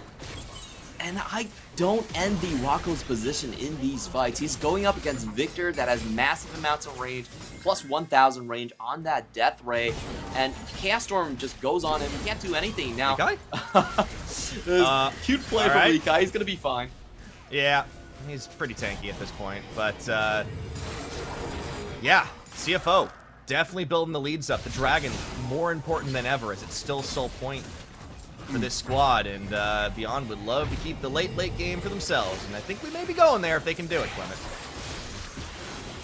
Yeah, I think we are going to reach that point, and with these team fights, what you can see is Mission is just one rotation to take Wako out of the fight. After Wako gets out, then Beyond Gaming have to back out. They need him to slowly heal back up before they can re-engage. So it's so hard to fight these properly, and I think the way Beyond Gaming, if they ever win a team fight, the way they will win it is if Lee Kai goes in first. If he can separate a target and then have Wako just kill someone without the interference from Mission. That's how they have to win these team fights. If it's just even front to back, Mission can always just flash on Wako, and that's a winning trade from CFO. Oh yeah. So CFO know this, and they can just muscle through. Right now, as they actually are going to have everybody on this bottom tier 2. Take that one down. Looks like they may have wanted to go in rest. Looks like started to dash, but he walks it out anyways. And yeah, it's seeming like Beyond, they want to get some pressure back for themselves. But they got to be careful. You can't be going for those wards. The bait was there. Husha's still tanky enough. This Dragon's putting in overtime work right now as they will actually pull Lee Kai in. That's a lot of damage as he's able to dash away. The wave comes through and the Weavers, while every tool expended by Beyond Gaming to try and stop the fight. And for now they do. But look at what's happening topside. Look at the wave building in the mid lane. Look at the Dragon live. CFO have everything they can want here. Face check? Wako's gonna face check into rest, and everybody no! The flash forward, they take him out. The fight is on, but it's a 5v4. CFO no, they can win this one. Looking for Minji. The barrel knocks them away to maybe buy a bit more time on the counter collapse. Rest a little low, but they tag team in. Koala and Shun looking for the damage. Kino, Minji in the base. The face call, that's the throw. Minji trying to turn this as well. But I don't know if he can get anything else. That's gonna be the stasis pop for Shun right now, but Rest is still alive in the back line. They can close it out, and that's gonna be the fight. 4 for 1 in the end right here. CFO should be happy to just take this soul, even without the smite present. They do have Ballista to secure this one. Wako, what were you doing? You were the chosen one. You were meant to destroy them, not join them. Sometimes old habits die hard, Clement. Wako giveth and Wako throweth. Yeah, game's not over yet, but that soul point hurts. It definitely does, and I think the big thing is he actually expends all of his summoners here as well. Wako even charges forward. So make sure that he has absolutely nothing in the bank after that face check. And there really isn't much to say afterwards. I think Minji did a great job to make this fight as close as it was, and we do have to mention that they do get the GAs down from Shin here, so that could be a potential way that Beyond Gaming come back. But honestly, after Wako went down, this fight was kind of foretold what the ending was going to look like. Rest just doing such a good job at getting those Ruthless Predators through on these short-range targets. Stayed alive for a long time too, and you know, like I think Beyond has done a great job of like salvaging situations because these fights have just been so chaotic, so scuffed, and the chase is so long that they can kite it out. Minji has been doing so much work on this Talia, and he's got a pretty hefty damage dealing build, but the problem is it's always coming too little too late, right? So now you got a 5v5 situation. Baron's about to spawn. Oh boy, Beyond are gonna have to do something because their base is starting to be under threat. They're running out of towers. There's cooldowns for everyone on CFO's side. And we can just take a look at the way CFO are building here. You know, everyone else is just super tanky. They can withstand the burst damage. That's what they're looking for. And the true weapon is Mission. Mission just dumps all his damage on Minji and Wako, and they almost instantly win the team fight. Shouldn't even go in for the GA early. He's very short range, so he just wants to stay alive throughout all of that. And this is the problem in the late game. When you play with this sort of one-shot composition, it's very hard to find the correct target when everyone's playing with Zhonya's and Stasis. Yeah, one shot's not enough. You need multiple follow-ups. Rest does get tagged, but he's feeling pretty fine about all of that right now as Gemini looking to try for the collapse and go for one of those big Cyclone plays. does get chunked a little bit. But again, you can afford to play around your health bars when you're working with that Soul. And now, CFO just positioning, ready to start off on the Baron, trying to force the fight, trying to take the bait. They've got the side lanes pushing in their favor. They can just buy the time if they need. Lekai is definitely trying to find a target right here. Has some separation out to Russ, and this is something Beyond Gaming has done so well in their PSG series is he gets caught. There's the barrel separation, but it's Koala that ends up getting pushed into the team. I think he's perfectly happy with that. Mission's not in the Lekai fight. getting chunked down. Weaver's Wall spent. That does buy a tiny bit of time, but that's a critical ultimate no longer available. CFO's going to turn for Baron. If I'm Lekai, I would be hugging Minji right there because he just separated Mission away from me. He saved my life. We're going to find out pretty soon if that's enough, though, because CFO, I think they're looking for the fight. They're supposed to cast us down. There they go. I agree. They get the pull in. You can look at Gemini around the side. Rest trying to put them into a bad spot, but Beyond no. This is exactly the game plan. They back away. Very good retreat, very good reset and disengage, but they're still in a tough position right now as they try to stop this Baron take. And we Gemini. do have a wrap coming from Gemini. The long route. It's starting on the front. Relevant right now is they actually already have this one. Lekai and Minji gonna get bursted low, but they have their own stasis. However, it's not gonna be nearly enough. Minji's down. So is Lekai, and they are gonna be able to clean this one up. Gemini takes Wako out of the fight, and Kino trying to get away, but I don't think you can stop Rest on the pickup. The bubble, he just dodges it, and he's just trying to clean this one because this game will be over. Kino knows exactly what is happening. And Rest may be the BM king, but Kino's ready to play his game as he knows his Nexus is about to fall. Yeah, I can see that Koala is a fan of gratuitous violence right there. He definitely didn't need the depth chart, but just wanted to throw that in to make a point. And CFO, they smashed through Beyond Gaming pretty much the same way they did in the previous series. Took them 40 minutes and a half to do it, but CFO conquered in game number 1 of our grand finals. I'll be honest, I felt like Beyond Gaming got the drop that they wanted. This is what we sort of expected them to do. This is, outside of Sejuani, almost the exact same picks that they got when they won their only game in the winner brackets final. So, you know, it's kind of hard to see how Beyond Gaming are going to work their way out of this matchup. They just played the other team 3 days ago, and I'm sure they spent most of their time preparing for PSG because that's the matchup that would actually send them to the Worlds. I'm just not sure what Beyond Gaming really have in the bank to kind of change this situation. They need to dig even deeper to find a more dominant mid-game composition than the one they selected already. Yeah, well, they're going to have to make a withdrawal from Mega Bank there for sure. I agree with you, Clement. I'm not sure what else could be done in the draft phase. Obviously, not getting that Sejuani does hurt a little bit, but even with a suboptimal champion, even something like the Xin Zhao, they were still able to make some plays. It just wasn't quite enough, and they got to be more careful on the face checks, especially Wako. He's the one who was going to be able to pump the most damage out, and he cost his team a couple of fights, a couple of critical ones. I have no idea why you tried to dash into that brush. He had so many other people around him. It's just like, I think he might have just kind of like got spooked by the idea of Renekton right in his face. But it was such a weird play coming in from Wako, and you could tell Benny was kind of frustrated with that one. Probably was going to have some choice words with Smartsman afterwards. Well, and you know, get a chance to come back and prove as well. I do think both teams showed a little bit of jitters. Like, you talked about some scuff fights. There definitely were some scuff fights for both of the squads. It's game number 1. You're going to be a champion if you take this whole series and the #1 seed representing the PCS at the World's Championship this year. I feel like that is enough to give anyone a lot of pressure. Anyone maybe not named PSG talent because they've been there, done that, but they won't be this time around. Let's take a look at how the draft broke down because you talked about how it was everything more or less that Beyond wanted. I liked the Lucian Nami lane. It held out firm. Their mid game, it looked good, but when it came down to it, the strategy of having Mission be the main damage threat and Shun just being a second smite that you couldn't really contest worked wonders for CFO.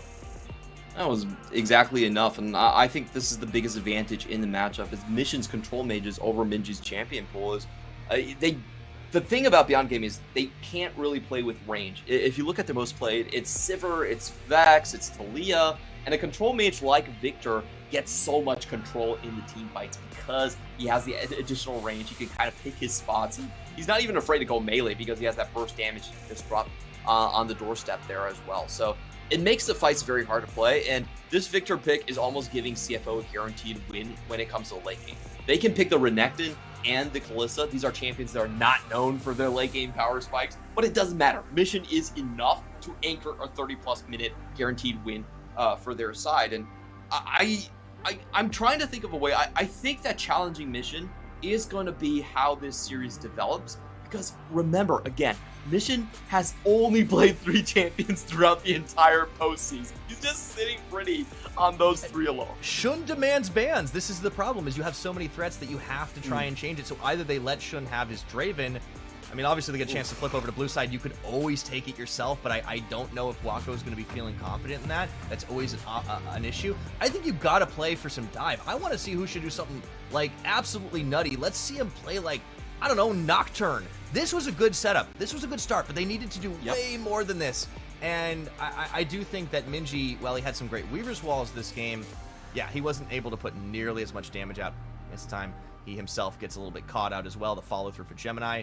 CFO on blue side, they do have their pick of the litter in a lot of cases. Like, it was a nice counter collapse. They were able to make some big plays, but yeah, Beyond Gaming, I think they need to be able to dive deep if they want to take Mission out of this game. Yeah, and, you know, this is CFO. They did scuff a couple of fights, but I want to say this Taliyah was very much underutilized. The problem is, if you're Taliyah and you don't have a winning lane, you really don't have anywhere to go with your map and mobility. And I think the most important thing that CFO did do was what didn't show up in the game. They actually protected their bot lane very well. Husha was down there 24/7, should never overextended. We never saw the Xin Zhao actually connect with the bottom lane of Kalista, and that just allows CFO to kind of power through. They didn't have a lane that was going to lose towards the Taliyah, and they did a great job at always keeping the wave shoved. So just to make sure that the tower dive was never coming in the 4v2. There were a lot of times where Beyond Gaming were very close to pulling the trigger on that bot lane, but because of the wave condition, it never happened. Exactly. The control that CFO were able to show to not give an opportunity for Beyond to get back into it. It still was a fairly close game a lot of the time, but they just had better advantage using the positioning and using the ability of Gemini to just get across the map, get the vision down. They were able to secure a lot of early objectives that set them up for success, not just the dragons, but also that first Herald play. I think for CFO's side, they got to be feeling very confident, because you can't really drain either of the major damage dealers' pools, but at the same time, you know, Beyond Gaming, they fought in a number of situations. It looked like it could have been close to that 15-20 minute mark, but it just ran away at the end. Yeah, and I'll be honest, the early game from CFO, if I'm the coaching staff, I'm not happy with it. I feel like they gave over so many unnecessary kills on top of the Herald that Beyond Gaming already took.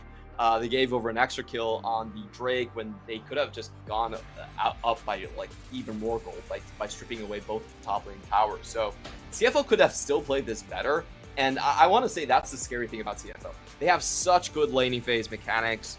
They have such a strong compositional win advantage that even if they mess up a lot of those early game macro calls, they're still fine. They still can kind of just cruise through Beyond Gaming. Once the 25-minute mark hits, they just kind of burst through him. So if I'm Beyond, I'm really thinking about dropping the Poppy and maybe just banning out the Victor. Even if it's just for the chance to make Mission a little bit more uncomfortable, to make him maybe play with the Galio that, in my opinion, is a lot easier to gank, a lot easier to deal with. I think that makes a lot of sense, and Arrest earns the MVP this game, which just involved in so many of the kills. Earned a lot of them for himself. He was hunting Kino this time. He definitely had a hankering for seafood. Yeah, I really think that this squad has so many tools, it's hard to focus on anybody for a ban, but maybe that's going to be the strategy for Beyond Gaming, to focus on Mission. Still, though, you got to respect Rest. I think Lee Kai... Ooh, I don't know, man. Maybe he tries to take it in the 1v1. I mean, we've seen his Fiora before. We've seen it have success, and we've also seen the Camille. Maybe that's an opportunity, but Rest has absolutely been a monster in the top lane this split, and this MVP award is well earned in Game 1. He nearly got to the Flame Horizon, and I think the most important thing is in every team fight, he's able to flash and Ruthless Predator on some of these targets. We were seeing Lucian run with a heal just for laning phase, and it costed them quite heavily in the team fights. Like, there was never a 5v5 where I don't think Rest was just nearly chunking out Wako 100-0, close to 100-0 with the Blade of the Ring. Yeah, once he could get into the backline, it was terrifying. Even when he got isolated, he was still able to get a lot of work done. And with that, CFO find themselves up 1-0 in this grand final series. We'll see if Beyond Gaming can make it 1-1, even it up right after this break. CTBC Bank is Taiwan's top financial institution, but we're not stopping there.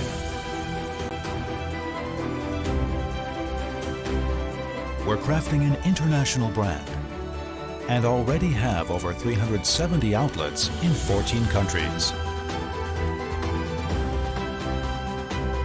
We are by your side, ready to embrace the future.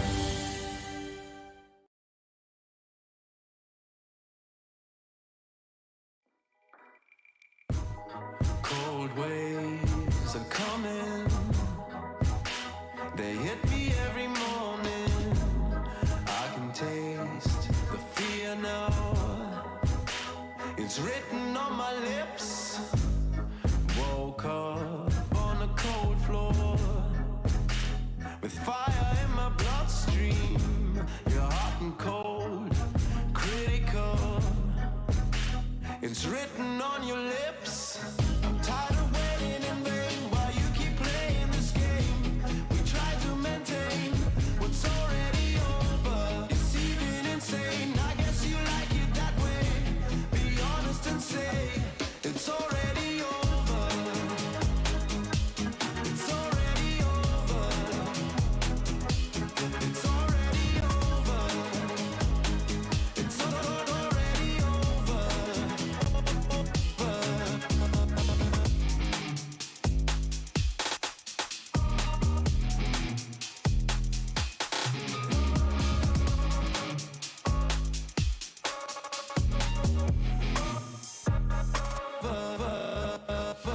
Hold my head underwater, I'm your villain, and I should never be forgiven. Hit me like a stray dog, tell me what to do. Just let me know what I am to you. Cold waves are coming. They hit me every morning.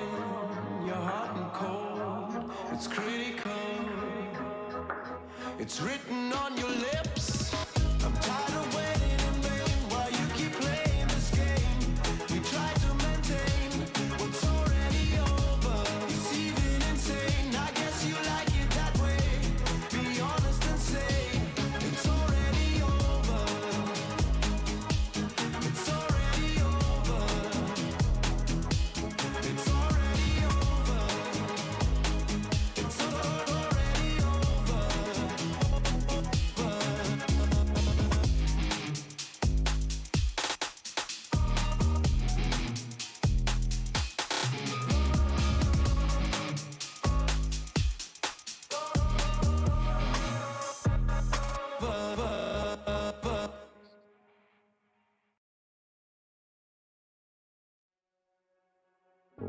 I've been waking up feeling like nothing you know. I've been running in a dream, but my legs have nowhere to go. There's a welcome sign on your doorstep, sunny but it's cold inside. I will melt away, 'cause I know it's all alone. There's something I gotta know. Would you walk alone? Would you sell your soul? Would you wake up the voices for someone you love? Would you let it know? Or would you break your fall? I wanna know. Not like other people. Will you ever hit our pain and soak up the sadness? We're not like other people. We're never gonna change or turn it up the darkness. I only go to weddings just to dance on my own. Give me all your small talk, 'cause I just make it up as I go. There's a welcome sign on your doorstep, sunny but it's cold inside. I will melt away,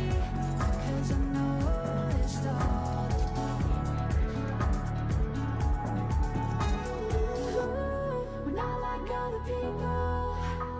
We revel in our pain and soak up the sadness. We're not like other people. We're never gonna change or turn up the darkness.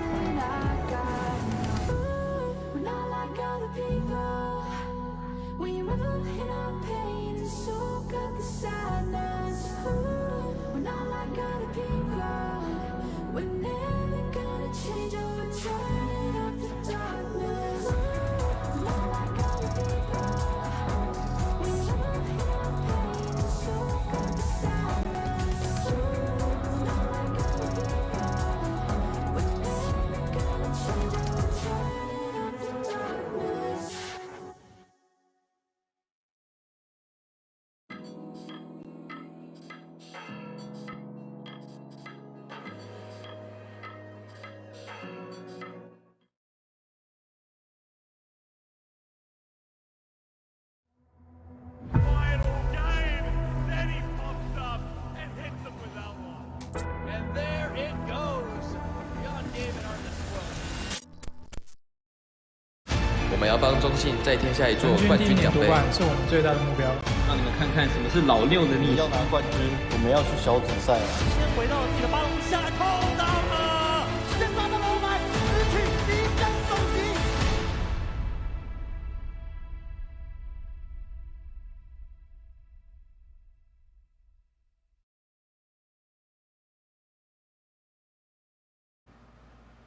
Welcome back, everyone, once again to the PCS Summer Finals here, as we are about to find out who is going to take home the trophy and be our #1 seed representing the PCS at Worlds. And of course, right now, CFO up 1 game in this series, so maybe only 2 more for them. We'll have to see if Beyond can fire back. But before we get into that, I do want to thank our wonderful sponsor, CTBC Bank, who have always been by our side and continue to be so, and China Airlines, who are with us on this voyage to find out who our victor will be. Now, Clement, we're going to get a swap up. We have Mega Bank Beyond Gaming heading over to the blue side. What are we expecting to see different this time around in draft? Oh, if I'm Beyond Gaming right now, I've played this almost the exact same matchup 5 games in a row, and I think the most important thing for them is actually to think outside the box, to kind of mess up CFO, to force them to play something different, or to just kind of struggle with what you're doing. So I expect Beyond Gaming to change some of their bans. I don't think the Poppy is necessarily needed in a lot of these situations. It's not Gemini's best champion, and I think if they can force mission off of Victor, that would be a good start. And the other thing is, I want to see them actually throw out some new champions themselves. If they can just go with like a crazy Nocturne mid lane, you know, run a Kled or something. Or even in the whole jungle, point, man. Yeah, the whole point for them is actually to just change the game plan, change the dynamic here, because the way it is set right now, CFO can make a lot of macro mistakes and still come out on top comfortably. Yeah, if they know the matchup especially, I think CFO have put in enough reps specifically against this squad that they will be prepared for those more conventional drafts. So maybe things can mix up this time around. That would throw a wrench in the works. You don't get to the championship finals without being able to do something like that. So we have to think Mega Bank Beyond Gaming are capable of it. You got to look back to the head-to-head that these two teams had all time coming into this playoffs. They'd only ever met in regular season. They played 4 times total between spring and summer, and it was actually Beyond Gaming that came out ahead. They were the winners of the inaugural and the second Battle of the Banks, but then the playoffs happened, the upper bracket finals, a very exciting one, to be honest, that then showed CFO looking to be the victor as the all-time stands at 4-4, but now 5-4 with CFO on the lead. And so far, the draft is exactly the same, Clement. But there's the Victor ban. Let's go. This is what I was calling for. You know, force mission to play something else. It's kind of ridiculous that someone gets to play 3 champions throughout the entire post. Come on, that's you gotta force him to play something different. And if you think about Mission, a lot of those losses actually came with Mission on Syndra. Syndra is a champion that is eminently gankable. If I'm Beyond Gaming here, yes, you want to take the Thalia, make sure Mission has to do something unexpected. Yeah. Syndra has been his next most played champion, but I think we're going to have to wait a while to decide what that's going to be, because with the Draven up, Shun has shown that he will just straight up pick it into any matchup he damn well pleases. So I expect this to be a lock-in here. They could mix it up. They're taking some time. I think maybe they're buying time for Mission to talk about what he might play instead. That's just my pet theory. I have no proof of that whatsoever. But they will get the Draven lock-in. They pair it with a Wukong. There's already a lot of disgusting engaged follow-up. So that bot lane has to be focused on in this game too. Yeah, and they need to find something that can stand up to the lane itself. But it is a Draven, and Draven kind of wins lane automatically, so I'm not sure what they can do here. Maybe Beyond Gaming can go back to the Aphelios. That's what they've done in the previous series. Or if they're doubling down onto catching them out here. Either way, I think this has to be an AD carry pickup. Right here, unless they are going for the Aphelios, they could. I mean, the Zeri's available, the Aphelios is up if they want to opt into that one instead. I mean, Zeri has worked out, but I wonder if, you know, like, yeah, you get this and you're going to lose out with the cat, but we may find out what. Oh, please, no. Mission. Is Mission really just saying, okay, give me my 4th champion? I want to see something different from this guy. He's not going to give it to us, man. Is Mission really that easy to guess? Oh, is this really happening? I think he's lost like 3 games on it. It's going Syndra! No, I will. Okay, let's talk though. This is patch 12.14. The last time he locked this champion in, it was in a much worse place. That's true. It was after the durability patch, and Syndra I don't think was touched up much. Like, Syndra did get a little bit of a buff afterwards, but I still don't think it's a great champion in the meta where you have a lot of like Vi Yuumi compositions running around. I agree. She's way too easy to pick off. This is such a gankable choice. It's like, I would rather the Galio. I think that Orianna's fine as well. You know, Orianna wins the lane against Thalia. You get your own great self setup with a Wukong. Yeah, so I'm just not sure what's happening here. I'm very surprised that Mission is just going down his most played. I mean, we are doubting him, but let's not forget Mission is one of the most experienced mid laners we have in this region. One of the most experienced pros out there still playing. And he has used this champion to great effect in the past, but I am so curious what they're going to add to this comp. Now, they've left the Yuumi up, CFO have. There's an opportunity for Beyond to snap this up as they focus on rest, getting rid of both the Renekton and the Aatrox. Yeah, so Rest has been someone else who's just has stuck pretty close to his normal champion pool. He still has the Gnar right there, but I definitely think that CFO would prefer something that gives him immediate tank advantage, because their backline is incredibly immobile, very gankable by Vi and Thalia. So they need to pad their front line just as a way to keep their backline safe. So I do expect more of a tank champion to be coming out here to give them a team fight chance. And meanwhile, Beyond Gaming, this draft looks pretty okay to me. I think, you know, Yuumi would be very dangerous here against the Nautilus. I don't quite like the Yuumi, if I'm being completely honest. I would rather them just Leo's gone. Okay, Brom's much better. Yeah. Give a nice defense. And then for the top side, this would be something we haven't seen for a while. Blind in the rest. Adds in a little more AP damage. This is kind of dangerous with Camille up, though. It's true. Are they really gonna... What do you got, Likai? Nah, there we go. That makes a lot more sense. The Gwen comes in. So you have a nice split of damage now, right? And you do have an opportunity to win on a couple of sides of the map. Probably not bot lane, but I think into the Gnar matchup, this isn't terrible. We've seen this one so many times. That's a lock. It is going to be locked in.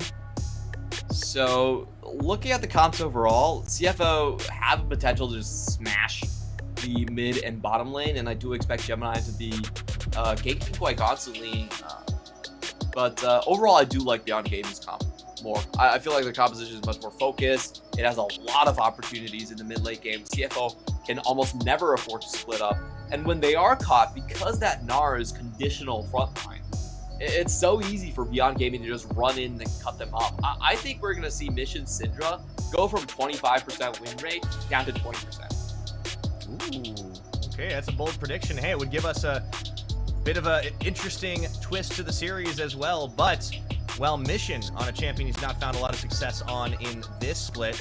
Shun, I don't believe he's lost on that Draven, so I think that's something you're going to have to watch out for. If he smashes the lane, the Braum, I do like it because it can at least deny a little bit or at least save the Zeri's life. Beyond Gaming are going to be trying to wait for that ramp-up factor to happen. I think there's some winnable lanes here, though, and I agree with you. I like the draft a little bit better. I think they were given a better opportunity to succeed in different places on the map, apart from the bot side. This composition just has so many fail conditions, so many fail scenarios on the side of CFO. If Vi finds an early gank and flips one of these lanes, you have a champion that doesn't do much for you later into the mid to late game.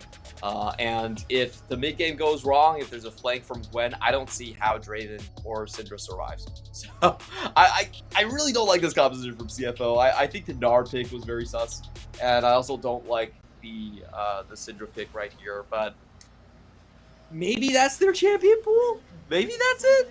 I'd be very surprised. Don't want to show anything yet. I don't know. It's grand finals. You think you wouldn't hold anything back? It's game 2 though. We'll see if Beyond can get back into this one, Clement. They're a game down. They definitely won out on the draft with the blue side. But let's see if it's going to be enough to win the game.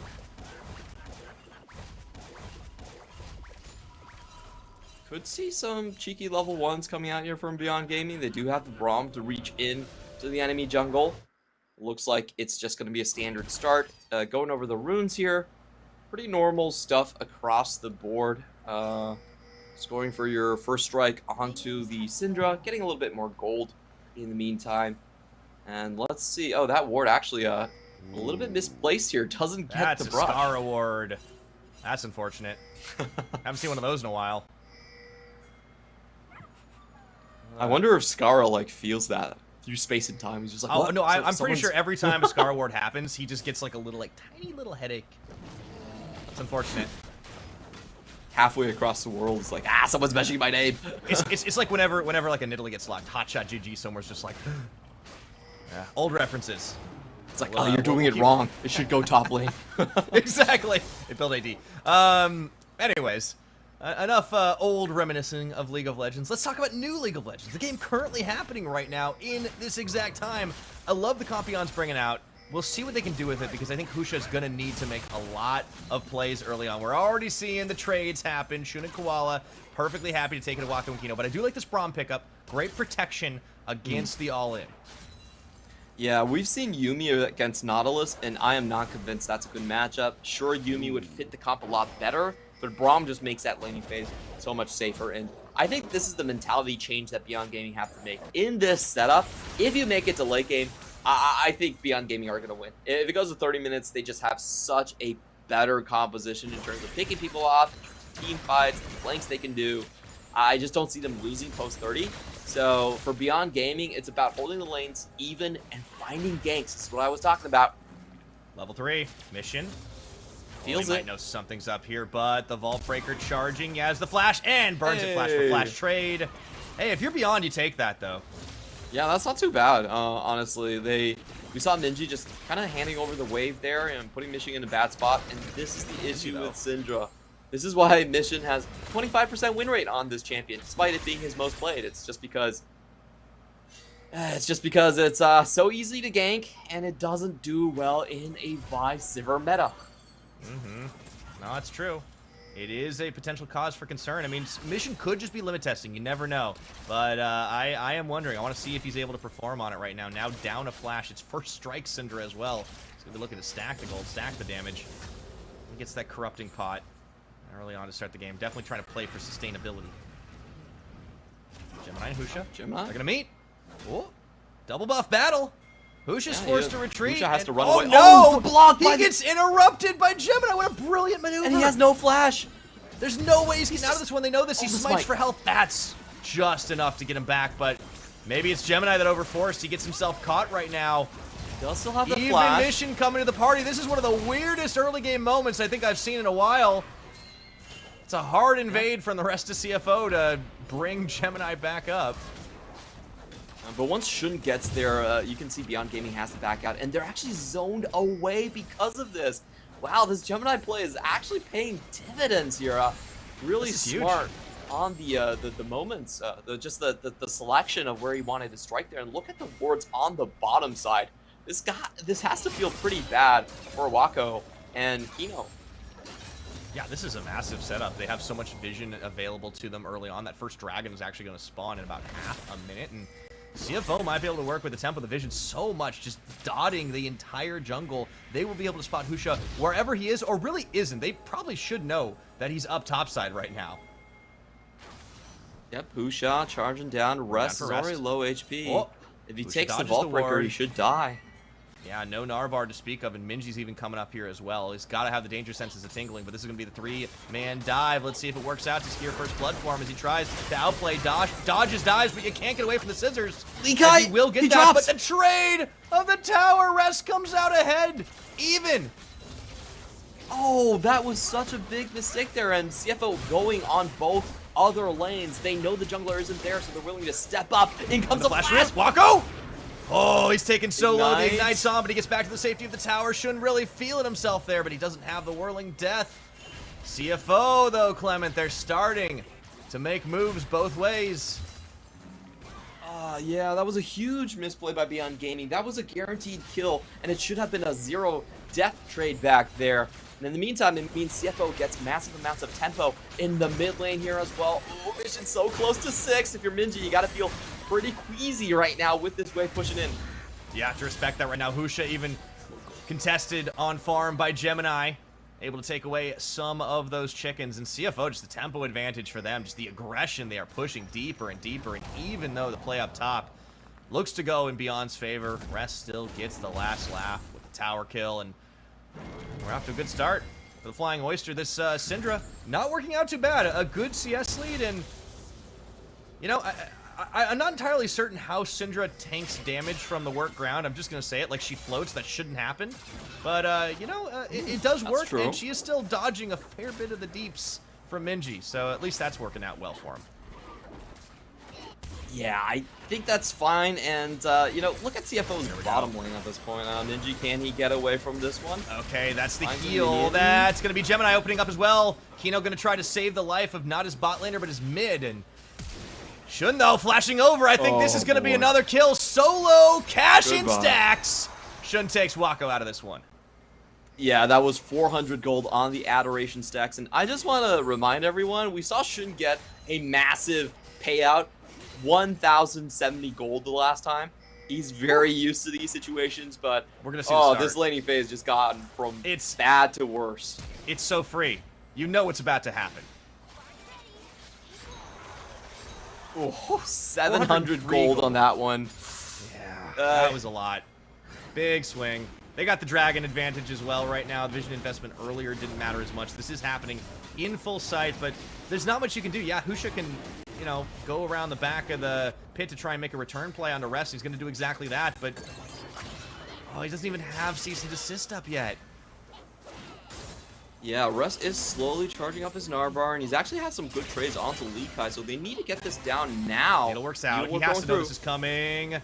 Looking for this Rest trying for the outplay. He Actually hops away! Oh, he's about to get the Mega Gnar, but there's the flash forward. He gets one outplay. Can he get a second? Mega Gnar incoming! In a couple more seconds, a big slam against the wall, and he keeps it going right now, duking it out with the Vi, and Rest gets the 1v2. Oh my god! Red 1! Bro, what was that from Rest? That was a side Big step. Papa! He dodges from the Vault Breaker, he gets the level up, and then kites it out for the Mega Gnar transformation. Even Likai is And we're not even done. That one.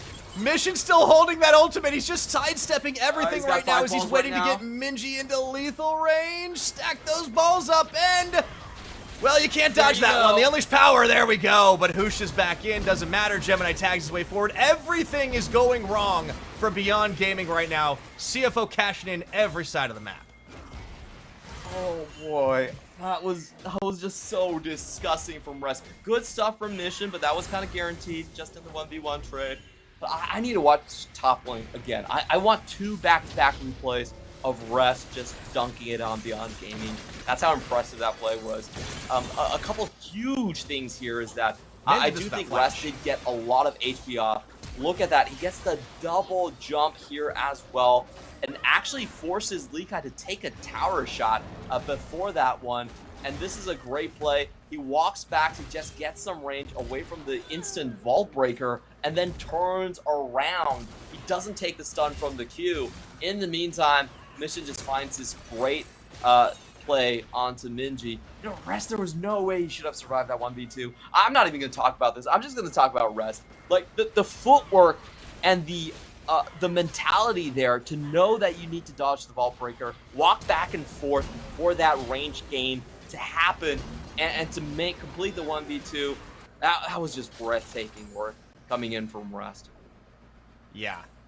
What a difference a level can make. Not just for Rest, but also Hushin not having access to his ultimate. And well, we're right back into it. A big lead for CFO right now. Everywhere on the map, Beyond have been losing out. And Mission, not really under threat ever since that early gank. He's gotten really good on these sidesteps. The Syndra has not been a cause for concern this game so far. Yeah, and I think it's just because the side lanes are under so much threat for Beyond Gaming that they haven't been focusing too much in the top. You know, bot lane is down to 23 CS plus 1 kill. Rest is massively ahead. Despite, you know, being under the CS, it doesn't matter. He's got 3 kills to his name right here, and he's going to be taking plates. So I think we are at the tipping point. CFO, once they get into a fight, I just see them smashing. They're so far ahead in terms of the Mythic race. And look at this vision game that they've been able to play. It's not like they don't just get the kills, they don't just get the fights, they put down wards wherever they go. So they actually see Husha on red buff. They know, and they probably already figured, but they know absolutely beyond a shadow of a doubt that not only can they shove their lanes, but that's Herald is free as well. Husha is incoming. Oh, Mission playing a little too far forward there, but with Koala in position, they can't really follow through on the Beyond Gaming side. And Likai also knows that Gemini's coming up to the top side after that Herald play, and they can't get anything done. Yeah, this is looking really bad for Beyond Gaming. I will say, when they grouped up together, they still have a ton of burst potential with this composition. If they just group first, they swing side to side, I think it's potential they could catch a lot of CFO members off. And that's how they have to play. At this point, they're going to have to sack one of these lanes. Yeah, just got to wonder where it's going to be. But they step through the front door on the choke. Not able to find the bot here. Yeah, I think bot's pretty sacked just by virtue of the 1v1. And Likai is knocked into the tower. Oh man, Omeganar does not respect the Gwen Mist at all. Nope. And CFO are just gonna straight drop this one. They're pressuring all 3 lanes at the same time. If Beyond Gaming, you gotta go. And they do. They're gonna try for this one. Maybe take Mission out of the fight into that Vi ultimate, but a good body block by Gemini. Oh, they finally take Mission down, but Minji's burning. He's not quite out of this one just yet. Kino, though, his ult Unbreakable's about to run out. Nice turnabout with that stun. Oh, Gemini still gets some. Oh boy, scrappy. That's actually okay for Beyond Gaming. You know, they get 2 kills for 2. That's fine. Yeah, but they really needed to pull the trigger a little bit sooner. I felt like, because both of the side lanes are bleeding out at such an incredible rate that you need to draw CFO with these first plays. Oh boy. Wako. He's not had to support a good chunk of this game. Kino's been called up to mid lane way too often. This Zeri's going to have a really hard time getting off the ground. Hey, Zeri 3 items, you still got this. We're going to watch this play again, and I actually feel like Koala goes the wrong way here. He should be trying to peel for his targets here, but he's so close to it. I can't really fault him all that much on that one. He's so close to Minji. And in the end, it still is a 2-for-2 trade. Gemini, he got lucky on this one, to be honest. Yeah, and you know what? Sometimes you gotta get that. Yeah, like it was a bit of a weird engage. It was a bit back and forth. I think they protected Mission for a decent bit of time, trying to stiff arm, but you can't fully deny that damage at the end of the day. And I mean, they killed it, but the thing is, Mission's already online, and he's got his Mythic first as well up against this Leon. Look at the farm difference. Look at the farm difference between the two of them. It's 50 CS. This is it's half a Flame Horizon. I'm not That's surprised. Disgusting. This is why we had such an uphill battle incoming for Beyond Gaming. And the mission going in here. The scatter It is a 2v2 does get again. chunked. That's good right now, right into Husha's ultimate. Maybe they can find that burst, and the unleashed power doesn't quite do enough, but Husha, with the last flick of the wrist, is able to get it. Meanwhile, Dragon does fall to CFO as well. They take mission out again. That's gold in the pocket, but oh, we got an Infernal Rift, Clement. It's going to be so many Drakes to fight for this game. Yeah, and so far, Beyond Gaming doesn't have a single one of them, and we have a potential 3-man dive coming in on Wako. He has all of his abilities, though. Whoa, Lightning Crash already burned, and Gemini doesn't really get too much out of it. Flashes forward, finds the final hit. Shun tanking the tower shots. Gemini might be left for dead. I think he'll say that's absolutely worth it. I don't know if it was, but it looked cool. At this point, it's okay. I mean, Gemini's just a little bit too fed at this point. He's very Minji gets shutdown gold, though. That is actually quite big, considering how far behind he's been in the lane phase. But Rest is about to finish off this tower. He is making Lee Kai's life so hard. And that's first Brick Gold going to the Gnar. Oh, Minji coming in, though. They're looking for Shun. This is the 2v2. The Zeri's not involved in this one. Shun is tanking a little bit up as they will now bring Husha around the side. Shun gonna die one way or the other. Try to take somebody with him, but he's stunned for days at this point. They'll finally take him down. Oh, the Whirling Death nearly finds Minji! He's deadly right now. Buys enough time for his allies to come in. Koala hooks onto Kino. They're gonna bring a teleport in. That's Lee Kai coming from topside. That'll finally be the pushback, and my goodness. This is fun to watch for us, but probably really difficult for Beyond Gaming. Everyone feels like a raid boss on the enemy team. This is brutal right now. Lee Kai is trying to snip off a little bit of health, but I mean, how do you even choose your targets at this point? And how do you even stay alive? Woo. Mission. He didn't even pop that ultimate. He knew that Lee Kai had the mist up, waiting for the Outlast. We have all 3 towers down now at 16 minutes. It's almost a 7,000 gold lead. How much of that is Shun? I want to know. I need to look at Shun's gold when we tag over to that particular. He did lose a lot of stacks after that one, though. He did. That's true. Draven does need kills to get those stacks. How much to cash out, excuse me. That's the thing.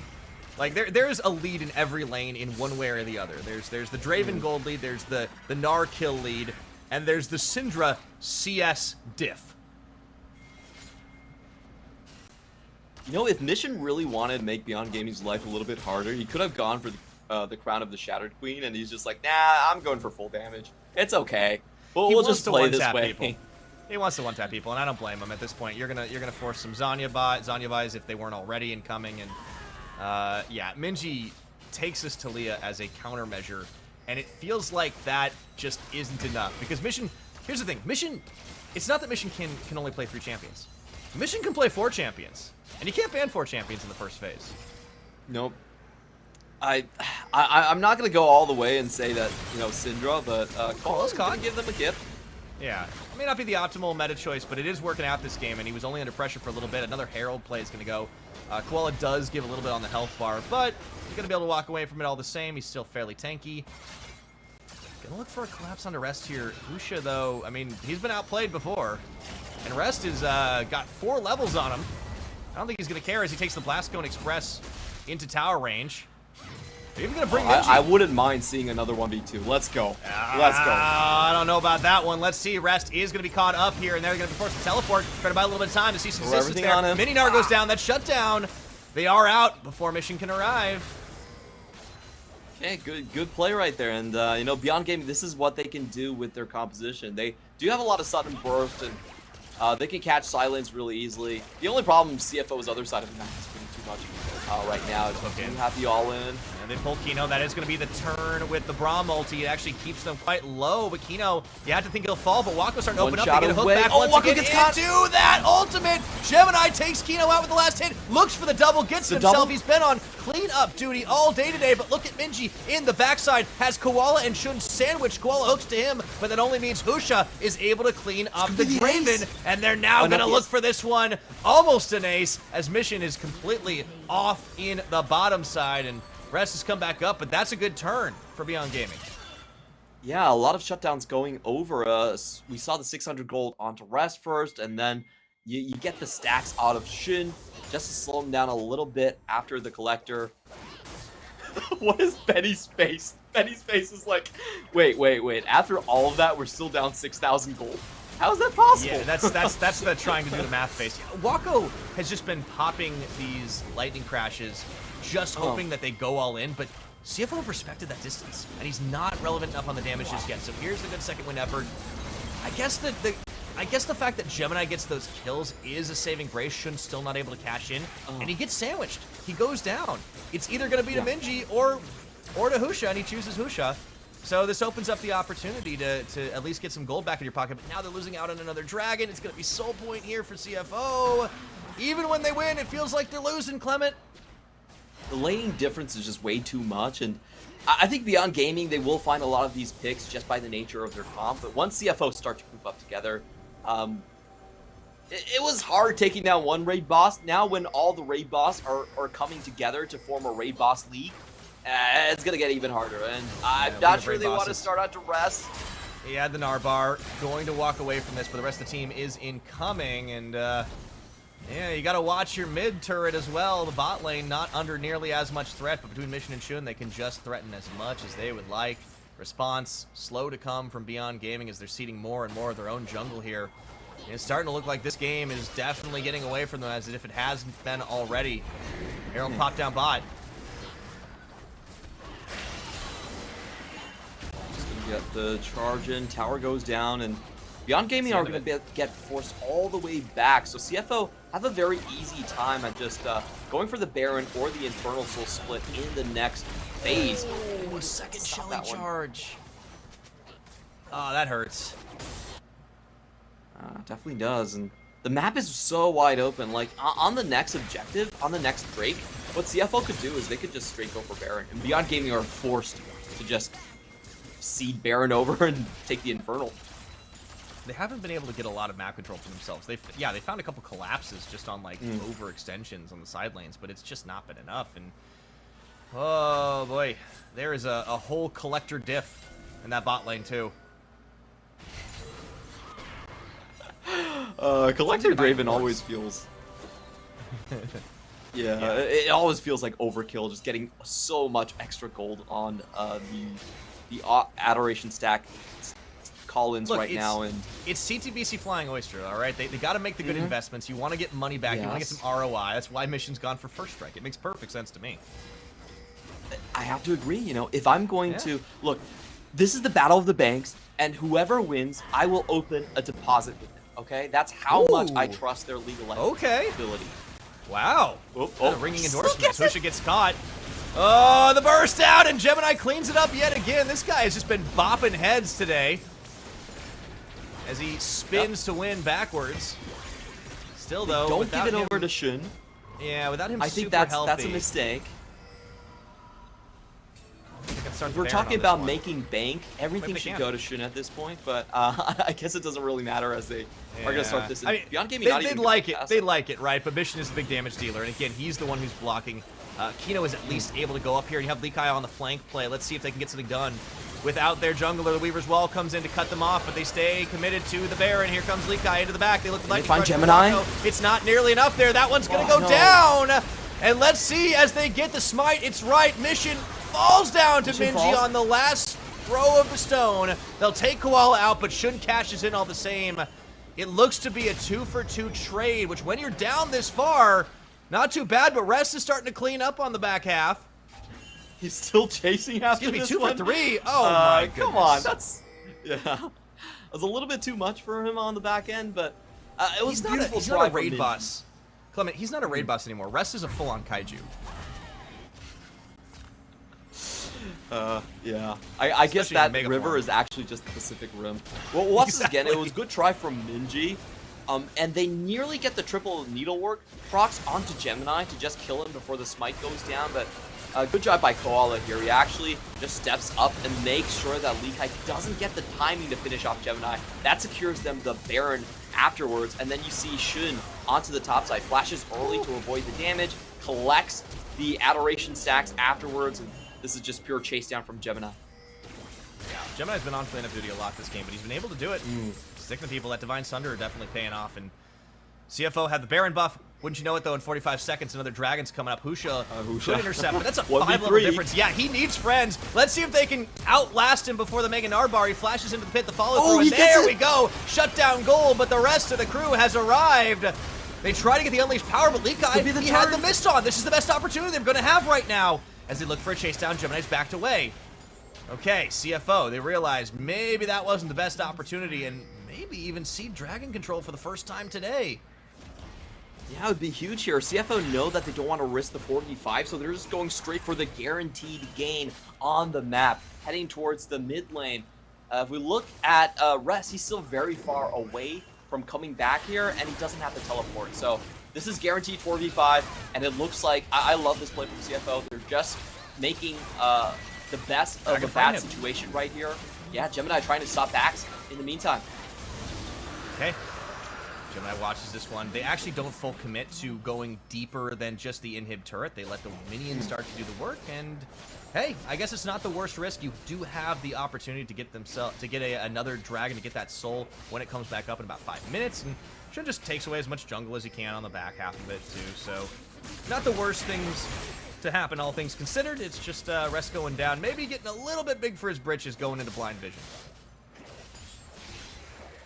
He nearly got out. I just want to make that known. He nearly got out. He got Husha's flash for his own. I mean, that he's always getting something back. Rest has been quite the trader this game. Just great merchant instincts, I suppose. I think the reason he died there was because he itemized for the top side of the map. So he has that force of nature right there against Likai and Minji. Probably just threw it in. I think to get more. Again, it's all about ROI. The true winner of the battle banks is the most gold at the end. Yeah, exactly. Win harder. 3 items, though, completed now for Shun. Infinity Edge in the pocket as well. Continuing that lead. You're waiting on the Zeri to kind of match up, but Wako has just been so stymied. He still will become relevant, but not if they get bursted down to 0 before they can do anything. You talked about the 30-minute timer. I think we're closing in, Clement. I just want to say that the 30-minute timer thing doesn't exist this game anymore because CFO have just won so much. So oh yeah, no, I meant that's the time when CFO win. Oh yeah. Yeah, right, sorry right. for not clarifying there. Yeah, that's the timer I'm talking about. All right, Rest stepping up, just tanking through and able to get tower shots for free. Likai punished pretty heavily. His Gwen has been set pretty far back. He's been held killless. So has the Zeri. That's the important thing. Like, yes, there have been a lot of cleanup kills, but they've all gone to Husha and Minji. Yeah, and it really all stems from them mis-executing the 2 top lane dives against Rest. Here comes Minji. This could be their chance. That's going to be the wall, but I don't think they want to go in onto Rest and Koala. That's the front line working for them right now, and he crunches his way backwards, stops the push. No pick potential there for Beyond Gaming, and Gemini, he just keeps running them around the map, letting the minions do the hard work. Yeah, they're just waiting for the next minion wave. Shun just needs 2 auto attacks on that tower, and it's going to go down, and I think CFO should be happy to start the fight afterwards. Here we go. Okay. He's got a weak, does get burned, but so Engaged does Seismic Mike Shove. They get the pull in. That's going to be Koala. Oh, he flashes away. Didn't want that one for himself. So Whirling Death does catch on to Kino, but gets stuffed. And that's going to be Koala going down. Likai finding the opening. CFO on the retreat path, but you can't stop the unstoppable Vine in the back line. They look for mission, but they got problems of their own. Gemini stiff-arming the rest of the squad. Husha getting bursted down. Shun cashing in those stacks for 2. Looking for more now, even though he gets shoved to the side by Minji. They still open the trap. Gemini should fall in this. But that's going to be Rest. Looking for Wako. Takes him down. It's only Minji and Likai remaining. A dangerous game to be played as Shun. That's the stun. That's the stack. And that's the double kill for the Gnar. The cleanup is there. The worst possible timing as CFO look to end it with the death timers right here, right now. Beyond Gaming tried their damnedest, but they cannot get through all the members of CFO. Shun is able to stand to the end there, and so does Rest. They take the damage, and they don't even finish off the backline before they just chase for the soft carries in the front there. What a dominating performance by CFO, and this really showcases the difference in the bot lane champion pool. The difference that Draven ban being let through can cause, and you know, looking at this one, I still think dropping the Poppy is probably better than some of the picks that they committed to. They banned Azir, Poppy, and Victor in the end, and I would keep Azir, Victor, but Poppy, to me, it's not a necessary ban, really, because Poppy is not a champion that actually accelerates the early game all that much. I think you have to stick with Draven in there. Yeah, you have to respect that. And now, Mega Man Beyond Gaming have lost both sides of the matchup, blue and red, and with how favored blue sides typically been for our top seeded teams, top playoff teams here in the PCS, you got to start to worry. Is the mental a bit crushed? They thought they had the opportunity to shut down Mission after a couple of gank attempts. Well, the weight was just too heavy on both sides of the map. Husha goes to the top side, try and get Rest. Rest gets the outplay 1v2 after the dive earlier goes awry. And I think from there, your mental just starts to fade. And Beyond Gaming are going to have to find an answer here because they're on the verge of getting swept. It does look like that right now. And, you know, I think for this match, the biggest problem was just the top side. The bottom lane losing was kind of expected, but you can come back and 3-item Zeri still packs a punch. But the top side Rest getting the outplay, and the most damaging part about that, it was Gwen that actually died in that tower dive. So she doesn't get to pick up the back end of the experience that was going into the wave there, and it really just starts to create this chasm between the two top laners. If it was someone else that died, honestly, if it was like the Minji that died there, it would have been a lot better in that situation. But Rest gets to dominate the top side, and then you have Vi that's split between these two lanes. Having to go top and bot at the same time is the worst possible thing for a jungler, because you can't be in the two furthest points on the map. And I think afterwards, it was just the skirmishes weren't enough. I think Beyond Gaming, what they needed to do after the laning phase is they needed to be way more decisive. They needed to throw everything into the Herald fight and start to just move the bot lane. Because what they did, I think, was too half-hearted. They kept Zeri in the bot lane. Zeri got solo killed once, and the other times she just wasn't able to farm. So I think they should have brought Wako into the top side of the map. Try to make sure they get some guaranteed outnumbers there. But it was a little bit too little, too late. So I think we're just going to take a look at some of the early game mishaps that really set the stage for domination from CFO. Yeah, it really kind of started there with that nice attempt. You know, the flash for flash. We thought, okay, well, all you got to do is come back now. You can make the big plays. But Gemini is just keen to not let Husha get a whole lot done here. And you can see the fruits of this happening a little later on is that, well, he stuffs that push. He nearly gets this kill here, and like, he just keeps Husha from safely farming it out. He even forces Wako and Kino to come back. Then they kind of overpush a little bit. Minji's like, all right, I got a free kill. We can turn this around. But CFO have never shirked from a fight. They're like, no. You're not out. We're not outnumbered. You are. And this was huge because after this play, Shun was actually up 2 waves in the minions. They get a zone out, and if you look at the levels, Koala's already up to 3 versus 2 right here. They even deny EXP. So Gemini's play essentially guarantees a bot lane win. Oh, no. And Rest himself guarantees a top lane win. He has no ultimate. It's free if you have the ultimate. But Rest just laser focuses on the Gwen and Husha. He should have this. He gets that big empowered auto, but then tries to dodge the Mega. Watch this. Can't do it. Oh. Stuffed again. Oh, yeah. I don't think the Vault Breaker landed. It didn't look like I think it went too short. Yeah, good walk back there by Rest. And the 1v2 after that, I think the mental's gone. Even Lee Kai was kind of laughing after that one. You could tell they're already thinking about, like, authentic That's a go next scrim game if that happens, right? Like, at that point, you're like, all right, no, we're not coming back from this. But you had to play it out, and unfortunately, they just never quite recovered. Husha was set so far behind. And a Vi can be risky in that sense, especially if you have to split the lane. This is why I was talking about something like a Nocturne, because that's like one of those few junglers where you kind of can go from north to south as soon as you have the ultimate. I think Husha needs to try and keep pace in this game 3, Clement, because he's just falling a little behind a Gemini. He's getting pressured in his own jungle. And normally Husha's the one that's invading the other team, but he just hasn't been able to do that this series.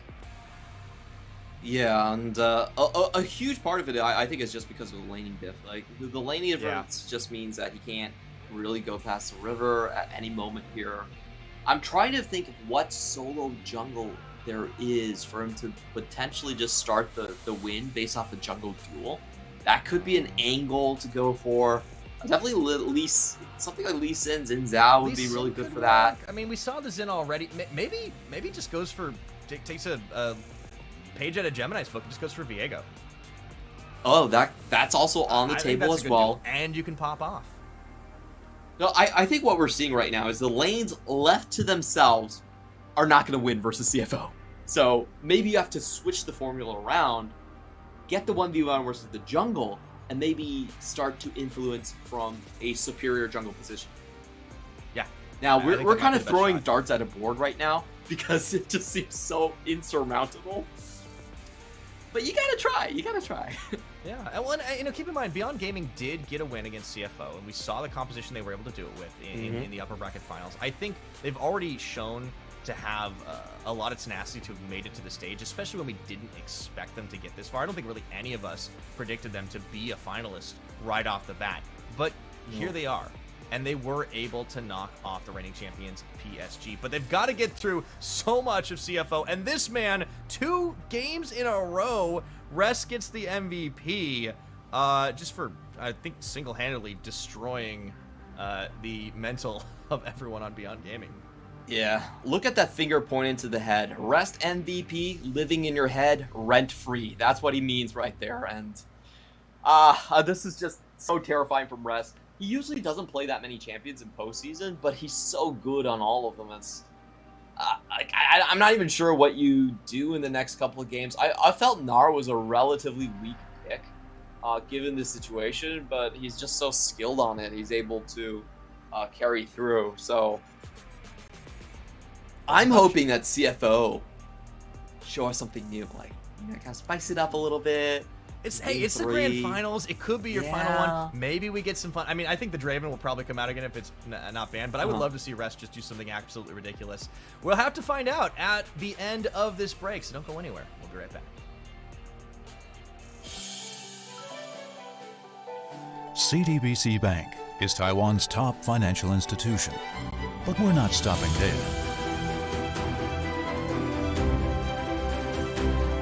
We're crafting an international brand and already have over 370 outlets in 14 countries. We are by your side, ready to embrace the future.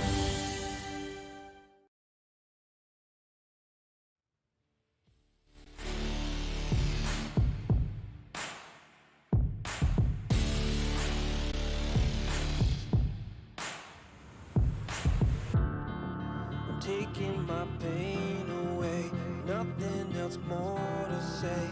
Everything that I have, I'll give. First, you gotta pick a side. Now you got a team and you're rolling with the pride. Wanna play the game, make it to the end. I wanna bring it back again. I feel it inside. I'm reaching my stride. I'm standing my ground.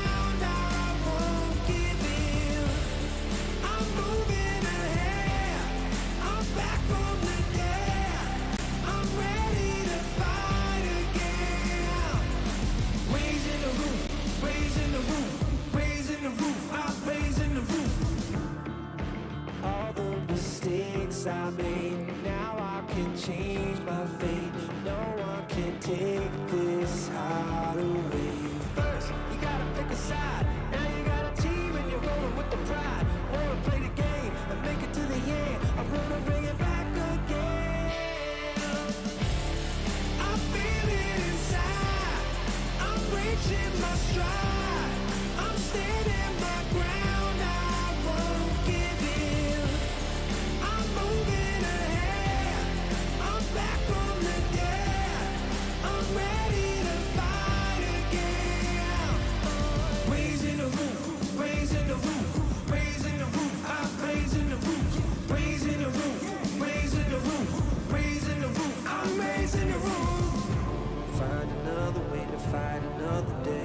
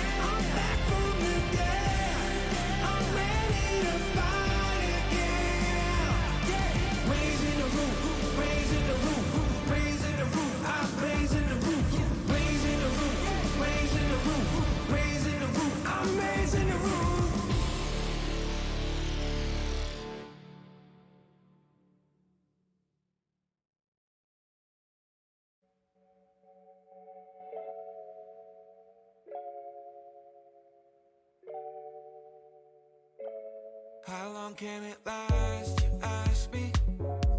As long as you want, if you give it a try. But you still got a past, you ain't past yet. You gotta let go and leave it behind. Can you tell me now, baby? You gotta let me know. If you're all in, can you say it aloud, baby? You gotta let me know. So just say the words. I know that I can't get enough. I feel the vibe every time we touch. Oh yeah, you can decide. And who you trust. Give me a sign if it's right, then we can climb on waterfalls. We can climb on waterfalls. There ain't nothing stopping us. We can climb on waterfalls. We can climb on waterfalls. We can climb on waterfalls. There ain't nothing stopping us. We can climb on waterfalls.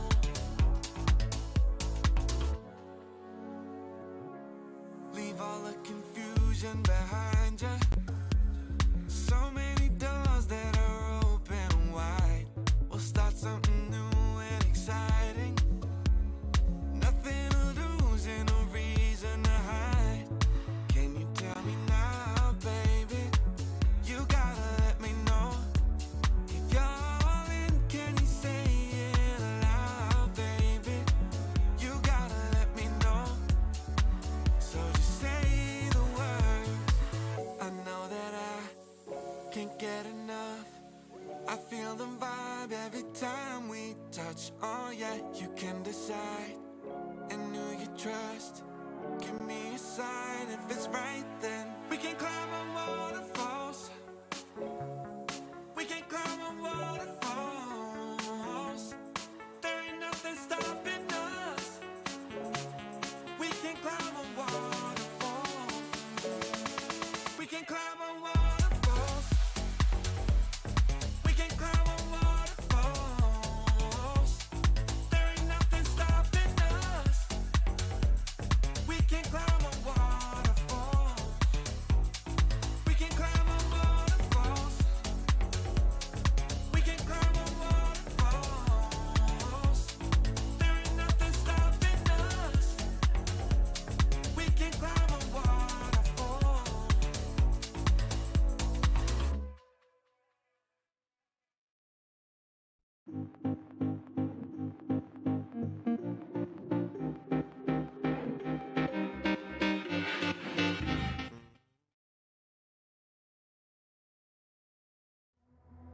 Final game! Then he pops up and hits him with that one. And there it goes. Beyond Gaming are the squad. 我们要帮中信再添下一座冠军奖杯。是我们最大的目标，让你们看看什么是老六的逆袭。要拿冠军，我们要去小组赛了。先回到了自己的八龙下扣到了，先发的罗曼失去第一张首席。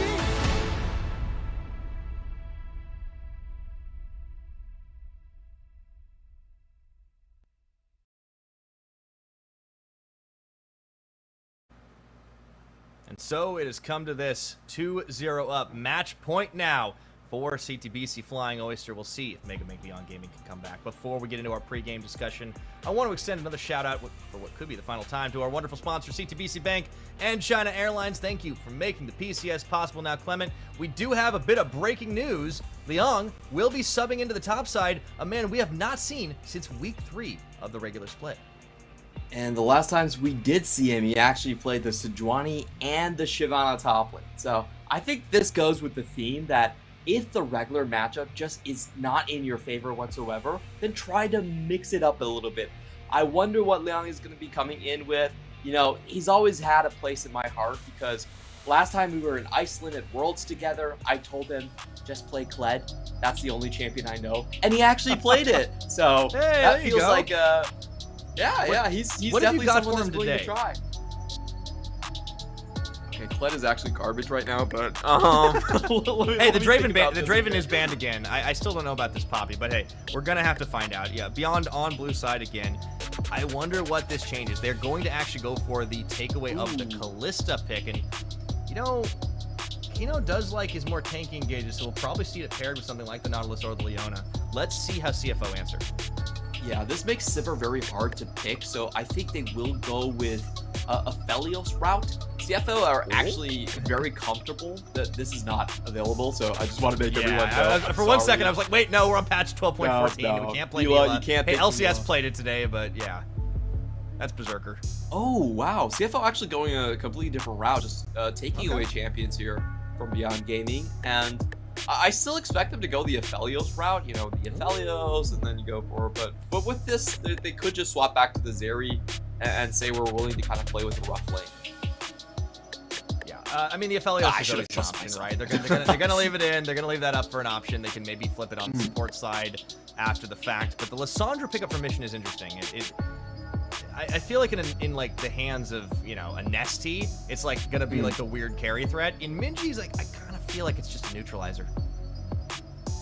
I think he actually had some really good games on the Lissandra because Beyond Gaming are mainly known for a catch and burst team. So Lissandra really fits that profile with how much damage she can get, and because that Glacial Path is a blink, you can actually get extended range over terrain. It's very difficult to predict sometimes. I think the game plan for Beyond Gaming is just going to be focused on bot lane. You know, this time, CFO, their bot side doesn't have something crazy like the Draven.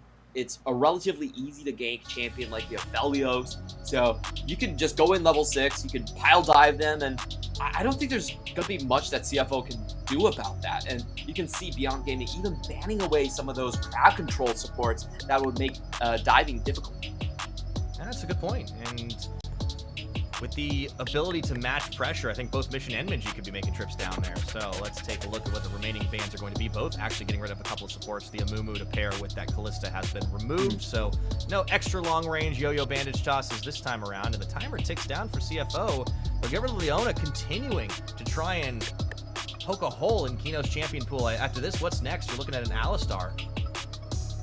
Yeah, I think Alistar would actually be a pretty good ban here. You just want champions that can't you're gonna go for Renekton instead. That's kind of interesting. I almost don't feel like it matters what Rest plays at this point. It just feels like you're probably gonna lose lane anyways. Yeah. He's not even gonna take support this time.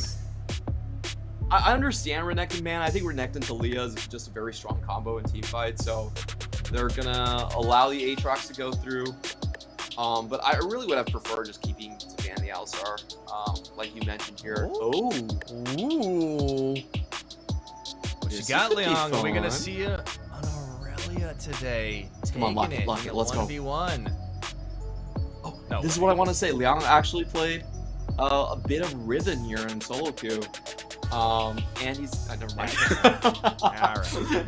I was really hoping. I'm looking back at his spring stats, and I'm like, you know, he did have a Fiora game, didn't work out. He was definitely more of the Hullbreaker Tryndamere type, but I was thinking maybe he'd take it. No, they go for the safe pick. The Nars picked up.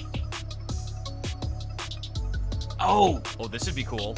Haven't seen a Ballista in a while, but Kino is also the quintessential set support player. Are they really going to go back to it with so many bans? I think they do. I think you. No! Ah! We're trying to think outside the box, and Benny is like, no, you guys stop trolling, okay? CFO are going for a rundown.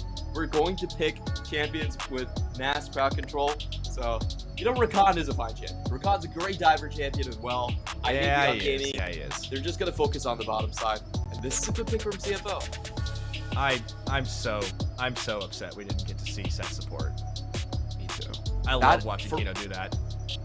Yeah, his level 1 play was so clean. He just walks up to you and trades your flash level 1. Doesn't care. He has his Hex Flash later on, and the lane usually goes downhill from there. It feels like something's missing without Kino set in the world. Yeah, something. Well, we'll see if this is going to work out for Megabank Beyond Gaming here. More of a conventional composition. They do have a fair amount of engage. They can get the burst, but they have to find the targets. And CFO realizing, hey, all we got to do is deny that. And the Tom Kench comes in last for Koala. Yeah, CFO are reading this the exact same way we are. Beyond Gaming looking like they're just going to hard force Tower Dive onto the bottom side. They do have a winning lane, and if you think about the blue side terrain over to red side, it actually makes Tower Dives very easy. As a Lissandra, you can extend your range over that big part of terrain on the bottom end, go straight underneath your tower, or pop in behind the duo lane. So it's very, very threatening, very difficult to stop. I think it's a great idea here. The only problem for me is I wonder how much Rest is going to be able to get away. That's always the problem when you're going up against CFO, because it's a double-headed Hydra. You can focus down one side, but if Rest takes over the game, then you might not work all that much. I still think Beyond Gaming will get what they have drafted for in the bottom side. Yeah, I hope so, because that would give them an opportunity to at least blow a hole in one of the CFO win conditions. But as you said, I think there's a lot of heads to the Flying Oyster Hydra, to be completely honest, and I don't know if Beyond are going to be able to slay that one and get themselves back up to try and come back. They'd have to reverse sweep this to become the champions of the PCS Summer. Remember what is on the line: world seeding, and to be the first new champion since Machi Esports in 2020 Summer. Something that, well, Mission, Gemini, and Koala will be intimately familiar with. All right, we're going to be taking a look at the Keystone runes here. We have Rest going for the Eclipse and the Comet build, so more of a lane-focused one coming into this one. The rest of the summoners are pretty standard across the board here, and we aren't going to get any level 1 shenanigans just so far. You know, I really miss level 1, but this postseason has just been so quiet. In our last 3 series, we didn't really see any level 1s. CFO did get one early on, but that was it. And everyone realized, okay, they can do that, and they had to back away. So it's I do think CFO have it's either respect or fear factor. I'm not entirely sure which, because they just have so many strong players. The veteran presence that's known from everyone, but also Shun, this rookie, who is arguably the most terrifying of all of them. Yeah, I think Shun was a great find for CTPC here, and ever since he just joined, he really filled in the gaps. You know, CFO used to be a very solidly topside map, and Atlan worked for them because you kind of just leave Atlan on the island and you forget about him. It's like 30 minutes. Hyper carry meta, man. You just Atlan. like, he'll be fine at like 30, 35. But yeah, Shun was a different flavor. Yeah, and I would say that CFO actually had a lot of growing pains fitting Shun into the roster, because they were so focused topside before Shun that playing around bottom side was kind of a new thing for them. And I think it was most difficult for Gemini, definitely, to transition and kind of focus on the whole map. Like, having so many options definitely is kind of a hard part. And you know, the thing about CFO is that oftentimes they just play 2 sides of the map at the same time in their games. It's not even alternating between the 2 strong sides. It's just, we'll play both. Yeah, I mean, when you win hard and can keep winning hard, why not, right? And I think another part of the way that CFO have been able to develop into such a ridiculously strong squad is Rest self-sufficiency. He has had an absolute banger of a split. Some of the best stats I think we can see amongst the top laners, and this was in a split when we saw a lot of strong, exciting players come into the league, like YSChem immediately coming to mind there on Frank Esports. Like, just a lot of like good 1v1 potential in many of our players, and Rest has been able to hang with all of them. Yeah, I think Rest is still the king of the top side right here, and he's getting a lot of damage down onto Leon. After getting bullied at level 1, he's turned it right back around. That sword has quite a lot of range, even into the boomerang. Puts down that ward early as he's looking to see if there's going to be another dive play, but nope, Husha is closer to bottom as he picks up Scuttle. CFO's bot lane has to feel a little bit queasy right here, as we do have lane control. Liang, can he get away from this one? Ah, burns the flash. Rest doesn't follow, but he's got the edge in the matchup. And that was smart from Rest as well. It was just, welcome back to top lane, Liang. You gotta feel bad for Liang, because he's just like filling in at the worst possible moments. It's like, oh, our mid laner's gone. I'll play mid, and you know, last game of potential playoffs. Let's go. Yeah, I don't entirely blame Lee Kai though. Like, I mean, after what happened up top in the early game, I'd want to take a breather too. So yeah, we'll see if Liang stays in through the series if Beyond Gaming do take the win here. But all the same, it's already Turning pretty good for Rest. I think Husha's going to have to make a lot of moves on this map. He's trying to power farm it up, and critically, he has been able to keep pace with Gemini this game, and that's something we haven't been able to say in games 1 and 2. A lot more focus on ganking early. Hasn't been that much action, and he has a very clear path of just going into the bot lane, setting this one up over and over again. The matchup naturally favors the side of Wako and Kino, and he's just make sure that there is no interference from Gemini.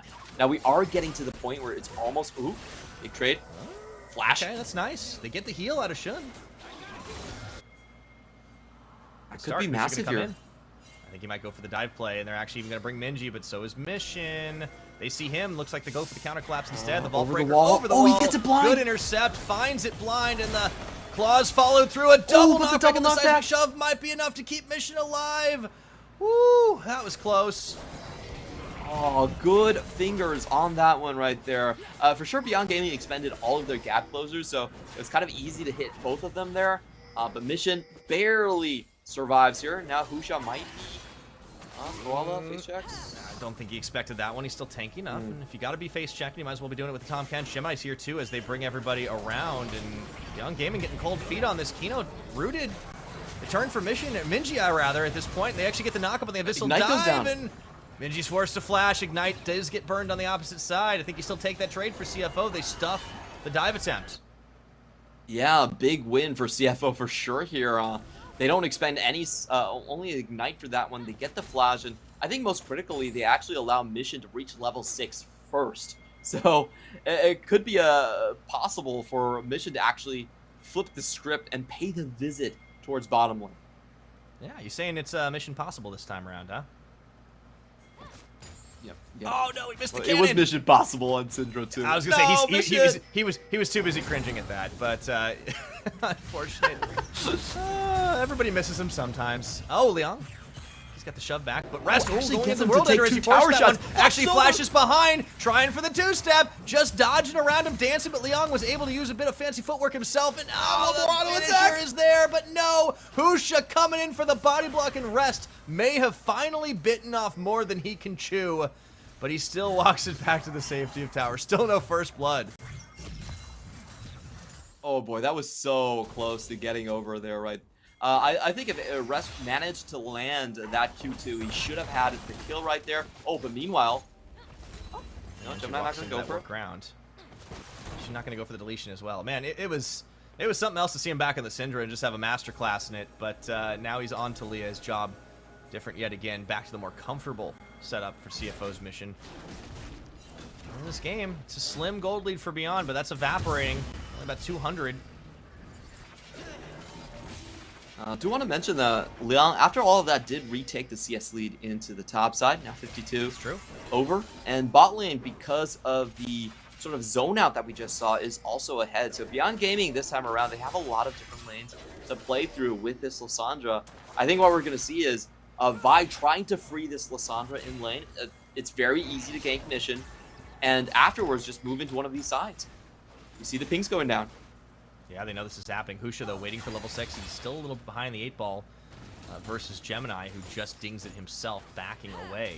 There we go. Let's see if Husha immediately turns for the play, and I think he's hunting for it, but he's happening in vision of the minion. Minji can maybe stop this back, but they can't all in just yet. Yeah, he might be considering going topside as well, because Rest should be very easy to kill. He doesn't have the flash anymore, and I know a lot went wrong in the previous game going for the topside, but those were honestly mechanical mistakes. You know, and you got a brand new top laner, right? He's fresh. They're actually going to opt into this Herald, though, and this is something that Beyond Gaming do very well, is have early Herald control. If Gemini can steal it, that'd be one thing, and he might actually try. Oh, no! You gotta be kidding me! What a cheeky monkey! And he flashed. I mean, that's worth it. The factor alone is worth it. That's so not fair. He just pops in for the 200 gold. He's getting away with murder. Gemini, you can't do that. This is highway robbery. I mean, he's not going to get the eye, but, like, true. Neither is Beyond. That was actually a massive swing. It's a tilt factor. Yeah. Well, when the gold lead was only 200. Yeah, but if you think about it, it's 200 local gold plus 2 guaranteed plates valued at 320. So that was over a 1k gold swing just with that smite steal. Also, by the way, how many junglers would just like be like, I don't want to do that. Like, they're about to take it. I'm gonna die if I do it. Gemini's like, nah, zero craps given about it, man. He's just going in, no cares. B1 do get a dragon off of this though. The Ren definitely gonna help out to try and secure this one. They get the smite down, easy to like. So that is a good start with the winning lane, using that advantage they have. Yep, and you can tell CFO aren't trying to contest this all this much. The bot lane very strong at this point and also has plenty of catch condition. So I think the composition for CFO is going to evolve to be more of a 4-1 type of comp. The problem here is that Rest still isn't ahead of Liang. You know, despite all of the flashy outplays early on, Husha did change the matchup. So I think if CFO don't get Rest somewhat ahead, he's not that useful compared to the Gnar in the front line either. So this is going to be something we have to look forward to. Their composition doesn't work all that well without Rest being able to pull some attention inside lane. That's true. It did build it up for the lane as well, so if he's not able to get the outplays, not able to get the kills, that is an opportunity for Beyond to just have a lot more going for them on the map, and Husha come in for the lane gank now. Gemini could match. He's a little more interested in his Krug camp right at the moment. Oh! Rest dodges out. That's the that was pretty telegraphed. Oh, Rest knew about it the entire time. Rest is just ridiculous. Oh my. BM King indeed. Oh no, they didn't see Gemini coming. Liang might, but it may be a little too late. Has that flash, he may be forced to use it here. Immediately respects it. The hop was still on cooldown from the previous play, so he had to walk away from that one, and that's going to be another big win in the top. A lot of damage there in the mid as well, so Mission can now look at plates, or at least a single one. Oh, CFO, they're still swinging on the gold, and they've been able to stay safe, deny the Husha ganks. Must be so frustrating for him this series. Has had so little ability to impact the early game, something that has been a hallmark of Husha's game-winning strategies for Beyond Gaming. Yeah, and if you look at the position here for Mission, he's playing this so safe as well. He's not even going beyond the 2 torches in the mid lane because he knows that's where Beyond Gaming is most likely going to throw all of their attention. Yeah. They're finally setting up for the dive, though. Look at this amount of vision control. If they see Wukong coming over to the top side, I think that's when they're going to decide to strike. We have Vi in the bottom lane. We have Wukong heading top in his normal jungle pathing. But at the same time, CFO also just doing such a good job at just denying opportunities. You can see Shun backing in that time as well, just to make sure that, you know, nothing's going to happen to him. Look at this Mission. He was starting a back himself, but actually realizing maybe he can make the play. The Weaver's Wall.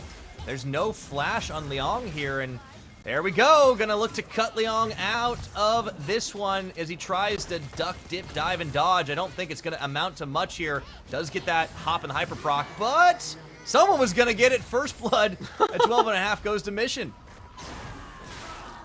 Mission even, Rest even gives over the QQ signal here. Beyond Gaming are going to strike on the other side, and this is what their play is made for. They have to go in. But they go for that one, actually managing to find the cease and desist onto Shun. However, into the tower they go, and that's going to be a big old move in by Gemini. Shun taking Husha out of this, and Wako trying to dodge away, but Koala sticks to him like glue, licks him down, and they will be able to swing it massively. 3 kills on the dive, and it may be more. Minji is out in no man's land. Uh-oh. Right into the waiting arms of Mission. I'm sorry, that was just too picture perfect. He wanted to get the execution. Gives it to Mission instead. Image is taken seconds before disaster. Yeah, that's a hard one. We'll watch this again, and the most critical thing is that Beyond Gaming are forced to commit to this one. They have 4 people here, but they miss the initial Vault Breaker onto Shun just a little bit too short. He gets the Gravitum and all his damage down onto the target, so this turns into disaster, and CFO are even going to get the bot lane first. This is the win condition. This is what Beyond Gaming drafted for. And are we really going to watch this again? On its head. Oh, dear. This was funny. This is I'm mean. sorry, Minji. This was hilarious. Mission's like, sweet, 300 gold. Oh, jeez, yeah. So we're starting to... This is starting to feel real bad for Beyond Gaming at the moment. They are currently killless. Have the dragon. That is about it. Plates fall, and the gold game is just out of control. 4,000 in the lead of CFO. They have definitely got better return on their investment here, CTBC Bank. Aiming to be champions. This would be a clean sweep. To be completely honest, I feel like this game is always, like, from my analytical perspective, it's already somewhat in the dustbin. But I also felt that way during play-ins when we were going up against the Turkish team in GS. And it's even further in the dustbin right now. But I will continue my story regardless. Because we were there. We were 2-0 down against GS. And you know what? Beyond Gaming, they found their nerve. They found their footing, and they came back to win that series. Sure, they didn't beat the Korean team, but they did come back. And maybe this is where it starts. Come back themselves. Rest gets dove on. Lockdown. Husha does get the kill. They go right back to the Herald. However, they're losing a lot of pressure on the bottom side while it's all happening. We've also got a Hextech Rift, so the mobility shenanigans are going to be in full swing for this game 3. Oh, Mission. And Mission's doing a lot of damage. Wow. I mean, this is a big damage dealer, Talia. Like, he's just getting a burst on. 3 kills, had that Ludens. It's not even close for Minji comparatively. And yes, Beyond will get this Herald. No chance to smite steal it away, but what are they losing for it? It's looking like 2 towers. Oh, they may even lose Wako too. Woo. Okay. Just taking got that Rust to the head. calculated. Yeah, it's a little bit weird move from Wako. He's maybe just resetting afterwards. He's about to go back to buy his Mythic. But still a big cause of concern. And CFO up 4,000 gold right now. I still think there's a chance for Beyond Gaming to just use the burst here, but they need to find it on the correct target. And Mission is going to be the prime one. He's so fed at this point. He's also running the cleanse, so he's going to be hard to truly focus. But if they want to win a team fight, it has to start with him. Absolutely. All right, so we're starting to see Mythic buys on the Beyond Gaming side. They already had the Divine Sunder, but now the Immortal Shield Bow comes out. We're waiting for Minji to get his finished as well. And that's an opportunity for them to at least go toe-to-toe, but they're so far down the gold game. This is starting to feel a little bit rough. Shun just having a blast on this Aphelios after the dive goes awry. It just seems so many times in this series, Beyond have forced on the dives, and it's been stuffed by the hands diff that CFO have. Yeah, just able to outplay in those crucial moments. Honestly, Beyond Gaming, I felt like they had the correct setup. If they were able to chain CC Shun, he should not have been able to use those Gravidoms, those Moonlight Vigils, but, you know, failed execution, really dooming Beyond Gaming at those critical moments. They will get something back in the bot lane, but this is the yo-yo that CFO are playing. Every time you see Beyond Gaming group up and make a play, there's someone that's getting solo farm on the other side of the map. There's always something going on. CFO are able to at least take advantage of any force on one side to get something on the other. They may lose out in a little bit of overall trade, but they never completely give it up. And something you gotta love to see about this team. They're so active. They're always making a play. Maybe that play isn't always the wisest, but they go all into it. They really just like channel the aggro, and for a bunch of experienced players plus this incredible rookie performer in Shun, this team, there's just a lot to like. I do want to mention, because of the way that these two sides are trading, there's a 4-level advantage on CFO right now. Because that whenever they're trading something, there's someone alone in the side lane, while Beyond Gaming are splitting and losing some of that EXP when they go into a grouped up phase. So, you know, this is one of those things. If you're grouping up and you want to take objectives that way, you have to guarantee it comes with kills or neutral objectives as well. Like, you can't just take a tower and be happy for grouping up as a 3-man. That is something that actually loosens your potential for comeback in the later phase. Well, Koala. Dive Kina was able to get out of that one keen enough to move away. But now, with the advantages, with the position, starting to set up control for when the Baron comes online. I feel like CFO might be strong enough, might be feeling themselves enough to just start baiting this out early. They don't have to, obviously, yet, but a minute away, and there'll be another dragon there in prime position to take it if they don't get collapsed upon. The 4-1's in full swing. Yeah, Rest is, I don't think Rest has necessarily established a massive lead in his own lane, but because Mission can move across the map wherever he wants, just by virtue of his presence, he's able to shove in. So, CFO Shun, now the target. Collapse from multiple sides. Shun pops his Gale Force, looking to... Oh! Flashes away the Gnar of Liang, respecting that. He was caught out of position, but he crucially gets away. A really nice find there coming in from Beyond Gaming. If I'm Beyond, I would definitely trade the TP for all summoners onto Shun. That might be the way they come back into this game. We have a Hextech Drake, the most important one of them all on 12.14. And they have the correct setup this time. Beyond Gaming, they just need to focus on Shun, take him out, and there goes the rest of CFO. Yeah, it's all sums down. You can definitely start to do that right now, and with a lot of vision, have eyes on what a number of these CFO members were doing. Looks to be a Drake fight as we're split at 1 apiece. 20 minutes about to ding on the game timer. And crowd control though. CFO gonna start this off first. Oh, Husha. Around the side. I think he's gonna get spotted. spotted. Long wrap. Let's see Kino too. They have to know something's up. The question is, do they care? I think they do. Yep. Hex gates. Might come down to a flip. Weaver's wall out. They're gonna use it to cut it off. Dragon resets, but not fully.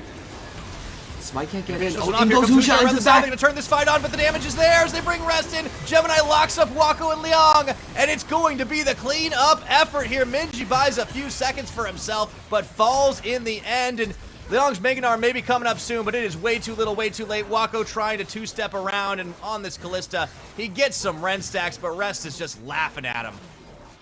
Yeah, Rest can take a lot of punishment at this point. Husha goes in and gets the Vault Breaker on the correct target, but isn't able to follow up after the Devour. Wako, you can't take that gate. I'm sorry. No, you that's can't. Not... Yeah, there he goes. Oh well, they tried. That was a decent attempt there. But I think Husha played that a little bit too fast. I think going for the Smite was probably the better plan right there. We'll see. Husha actually finds the Vault Breaker, but there's no follow-up because of Mission's perfectly placed Weaver's Wall here. Like, the rest of the team can't come. Liang is nowhere close to Mega Gnar, so it's only a 2-man attempt onto the life of a Shun, but very good precision from Koala. Gets the correct Devour down. Kind of hard to do sometimes in team fights, and that's just the cleanup afterwards. My goodness. Yeah, Wako thinks maybe he can get something, but it doesn't matter at all. Rest is just able to keep him at bay, make sure he can't get in there to try anything cheeky with the Dragon, so the Hextech does go the way of CFO. Firmly in the lead, well in control of this game, banked it up, Minji nearly getting caught around the side, and focus shifts to Baron Nashor. Beyond have gotten so little as the... Oh my goodness, the swap of the Hex Gates and Husha maybe wishes he didn't take that one right now because Wako is left in no man's land. He hops the wall, but Gemini follows all the same, gets the blue smite on. He might actually get the kill, but they'll take the tag. What's happening on their side? Mission getting a kill as well. We got to watch that one in the picture-in-picture. Husha down to Mission now. Liang caught. Mega Gnar's up. He gets the knock into the flash, but who should be there but Mission for the triple kill? They lick Minji down. He burns his flash to get away and try to deny the Quadra, but Rest will not let him get away, and he sets it up from Mission to secure the wipe. Beautiful stuff coming in. A little bit unfortunate for Beyond Gaming. They were going for the wrap while CFO were going for the front door assault, and it just ends up being a bad trade of places. Frontline wasn't there for Beyond Gaming. They lose their carries early, and I gotta say, this is kind of looking dunzo here. We're gonna watch this one again. Gemini just finds the perfect opportunity. Rest comes back on the other side and finds Wako, who wishes he wasn't in that position. The rest of the team, they go for Shun, but they don't have the damage at this point to take him down. He's completely safe. Mission with a great find, getting one target, already moving to the rest. And this is unfortunate for Beyond Gaming. They're just outmatched and out-microed at this point. I swear, Koala's tongue just goes a little more pixel than I was expecting in that one, but it doesn't matter. It's just feeling so over at this point. Rest 1v4, Rest let's go. is gonna get caught, but let's see how long he can stand as it's just all a bait buying time. Minji getting the kill, but in the follow-through, the wallet difference is just too strong. Even with the big Gnar play, they just keep coming. You cannot stop the tide of CFO. The Oysters fly high for another ace. 20-2 now in the scoreline. CFO, they want to skip play-ins. They want to put an exclamation mark on this postseason. Go for the big sweep right here. I don't think they'll finish it necessarily, but oh, I don't know, Clement. Ahead enough to try. I think they might be feeling themselves in this one, but it looks like a little bit of backing. They have the Hex Gates to make it work, so they will not end it just yet. Let's take a look at the replay. You gotta wonder if Rest was just like, guys, I can 1v2, it's fine. Or if he's like, I'm gonna be the best bait ever. Well, whatever he does, he certainly burns enough resources from Beyond Gaming to make the rest of the chase down quite easy here. I'm surprised at how much damage Gemini is just outputting there. He basically single-hand burst downs the 3-man with the Cyclone, and now the base is open. Beyond Gaming, their chances looking slim. They still have secured worlds, but we can tell the difference between that second seed and first. We're talking about damage from the What was Wukong. that? Talia! That's huge right there, and they actually do manage to get a turn back, but still just so tanky, so massive. Beyond keep trying to fight, but they're just running out of health way too fast here. The burst is huge. And CFO Gemini going right back in. Gemini going for it right now. Wako getting knocked up once again. Nowhere for him to go. Gemini bops him down. Kino is left standing, but only he and Liang remain. That Meganar needs to come soon to try and at least stop this push, stop this tide, but CFO, they will not be denied at all with only the Nexus turrets remaining. Oh my goodness. It is a new day in the PCS. It is a new era for this region. No longer the era of dominance for PSG Talon. Beyond Gaming trying to defend this one. But it's looking like the last-ditch effort. They go, they get the burst, they take Mission out, but will they pay for it with their Nexus? Minji, Husha, Liang fighting for their lives here. This is gonna be the turnaround. They take Gemini down. He has the Infirmary for extra damage here. He's going in. One more time, even with 2 members, the Supers, they're just too strong. Wako, Minji, Liang need to heal. 2v3. I think they can. They just got to hit the Nexus. That's all they've got to do. They don't want to push too deep. They want to get the kill. Wako. He is going to get caught. Ah, there's the root, but they have enough backup. Okay, that's the end of it. Guns from Shun. They're not going to go for the BM play. Worlds is on the line. All right. Yeah, death timer's too low. Death timer's too low. You're not doing it yet. You can see he's using the EDG skin. He wants to meet them in World Championships. If it was regular season, I'm pretty sure that they would have win it, but nah, it's too important this time around. That would have been very fast game time.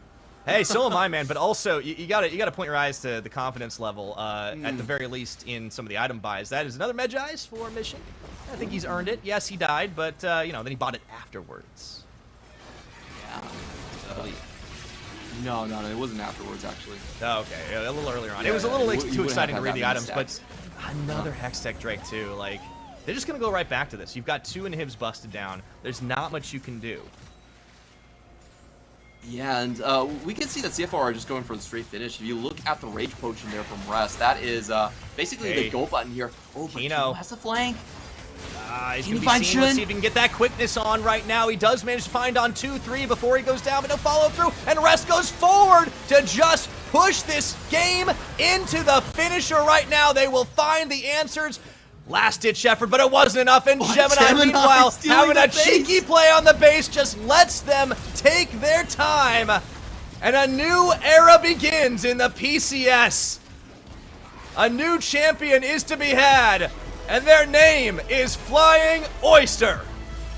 Congratulations to CTBC Flying Oysters for taking down the 2022 Summer Finals here. They do it in style, a clean 3-0 over their opponents here.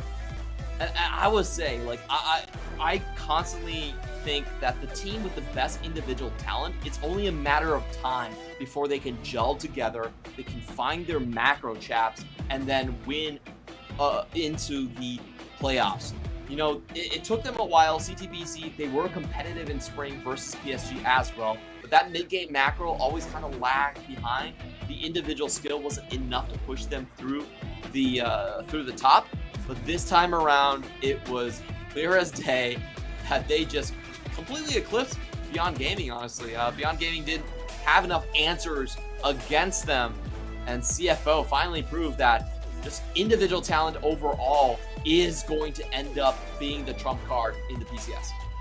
certainly the case. Veterans across the board with one incredible rookie mixed into this squad. You can take nothing away from our summer champions, our first seed representatives of the PCS, the World Championships 2022.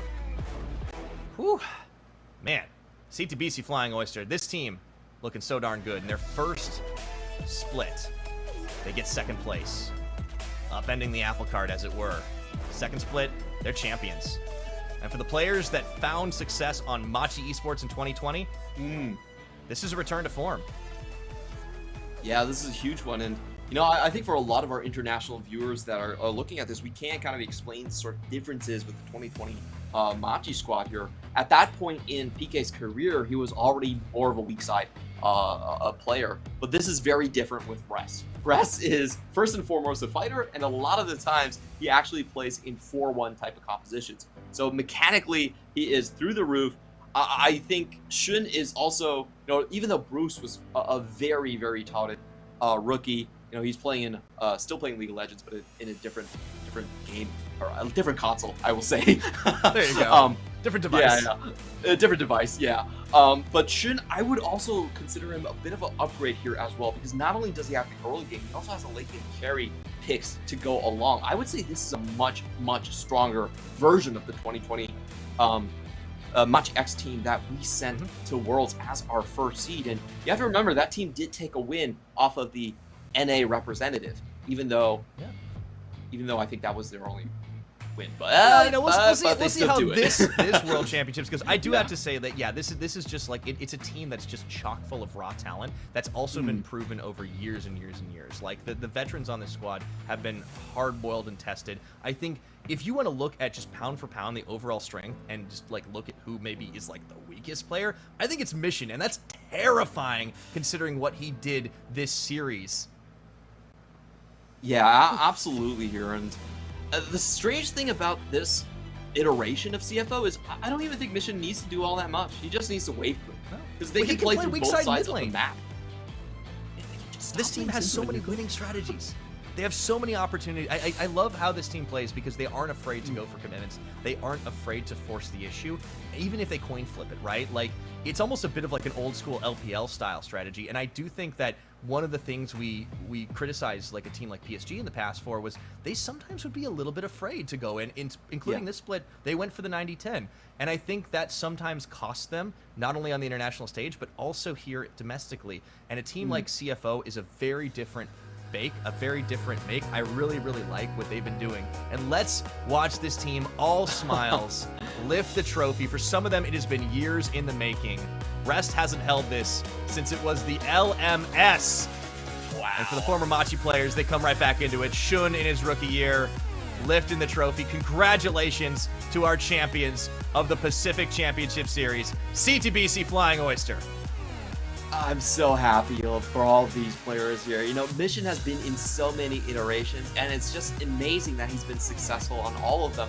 This guy goes all the way back to 2015 when he was picked up as a prodigy by TPA, the legendary squad that won Worlds. They saw potential in him to, you know, kind of stand behind Toys and get that, well, Toys, I don't think Toys was there by then, but, you know, they definitely held him in. It was a long, long time in the making for him to get here. And then you have Rest, who I think has quietly been the best top laner for a while in this region, finally getting a team that I think fits all of the different calibers here. A lot of times Rest wasn't able to show his stuff in the internationals, but now he has a team that I think understands him, allows him to play more of that side lane style, doesn't constantly call him in for team fights. So all of these players have found their match. They found a great organization to compel them. And I truly see greatness for CFO. I think CFO is going to be even better than some of the PSG attempts that we have sent to internationals. I think there's a lot to be hopeful for this squad because, again, not only are they incredibly talented, but they just work so well together. They're decisive. They did take a little while to ramp up, but considering how terrifying they were in spring, it's even more incredible to see them at this place now. A well-deserved win, and what a way to start a new era of the PCS with a sweep. Yeah.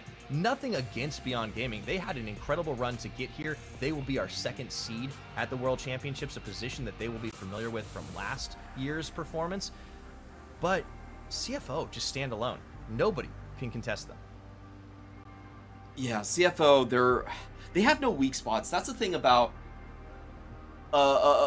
these teams here. It's like, even with PSG, you knew they kind of had a weak early game. Minji on Beyond Gaming, you know, the mid lane is always kind of a problem. CFO don't have any of those early laning deficiencies, and I think their team fight's actually pretty mature as well. The only thing I would say about CFO is that a lot of their mid-game macro decisions do end up being a little bit subpar. I would say this is still a team that, communication-wise, I actually think PSG is a better team when it comes to those macro calls. But a lot of times it's just the better hands. Yeah.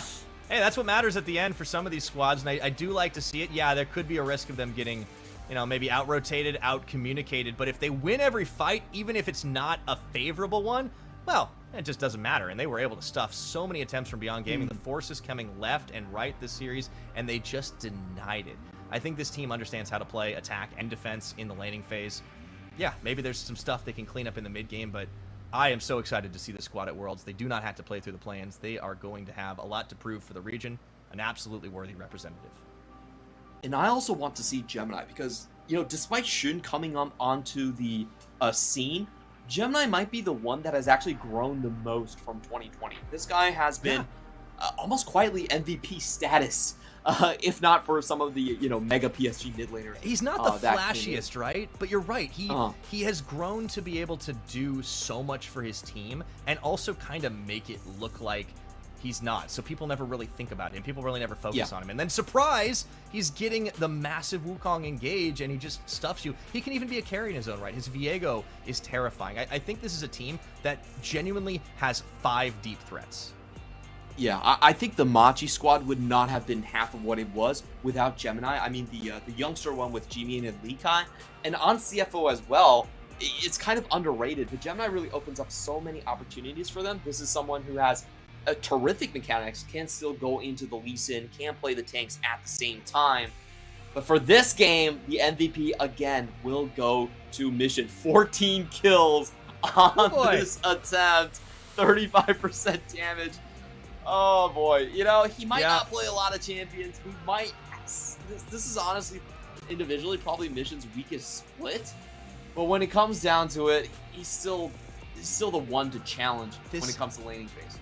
This guy can play weak side. He can play strong side. He can be an incredibly consistent player. I think the tilt factor is always a bit of a problem, but he trusts his team around him, and he's always able to be relevant. I think he might have the highest floor of play of anybody in our region. I agree. I think that, you know, Mission, he's known to be, he's not really much of a roamer, so a lot of the mid lane metas have not fit him all that much. But when we get slower metas, when it's more Azir Victor focused, he definitely shines a lot. And, you know, I was a little bit worried about the way that he was going to cooperate with Gemini, because we've never thought of those two as a 2v2 duo. You don't really see them two moving across the map all that much, but I think he's worked for this team, and all he needs to do is be that pin to make sure the wave is shoved out and to make sure they can pivot to rest or should, whichever side is winning for CFO. Certainly the case. All right, well, that series, clean sweep, done and dusted. We're going to take a short break and get ourselves into an interview with our reigning champions now, C2BC Flying Oyster.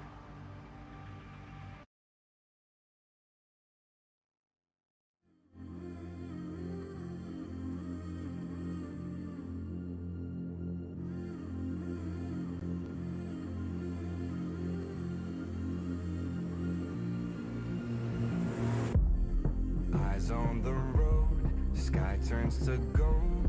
I've seen the sign on the skyline, urge in my soul, gotta let go. I've had enough of the hard times, got a taste of the sun, now I gotta reach the horizon, yeah. Are you coming along? Cause I got the current to guide me, let it guide me.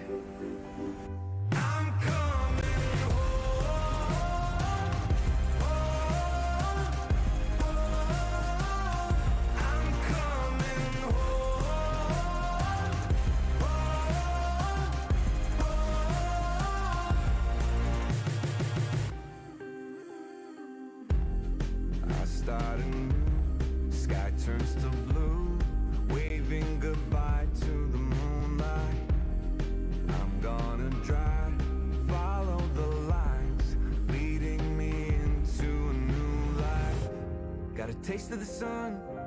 Now I gotta reach the horizon, yeah.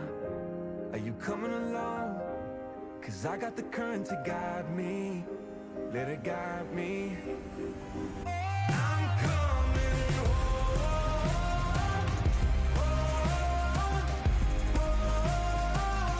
I'm coming home.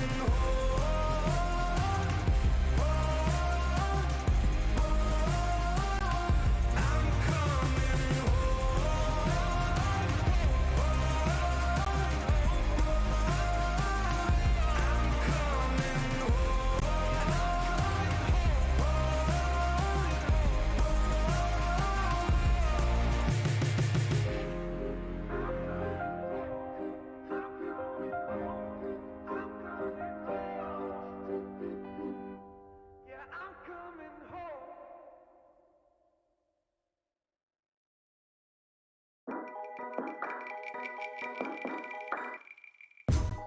cold waves are coming.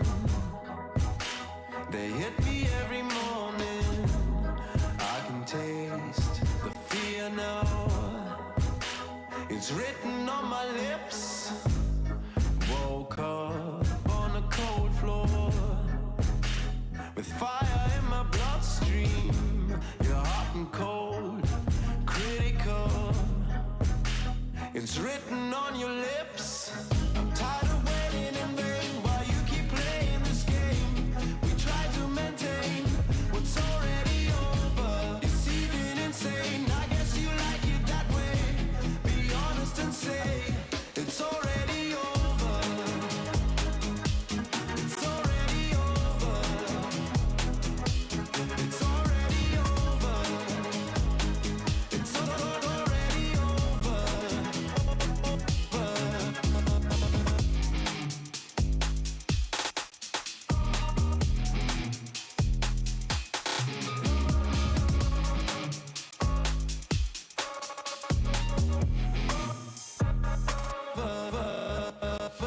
Hold my head underwater, I'm your villain.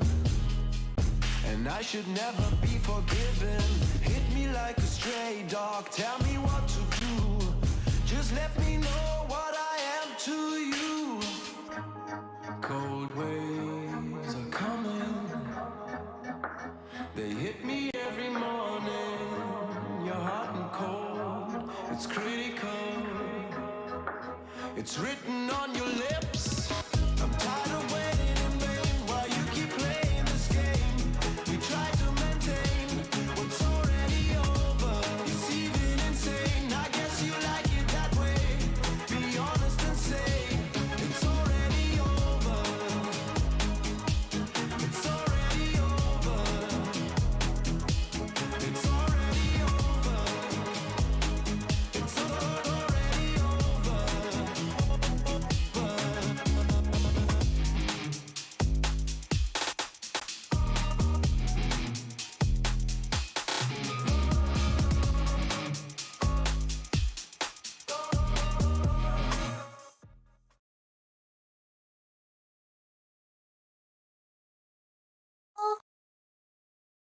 我是主持人 Leju， 今天特别高兴能够欢迎 CFO 一整队来到赛后采访。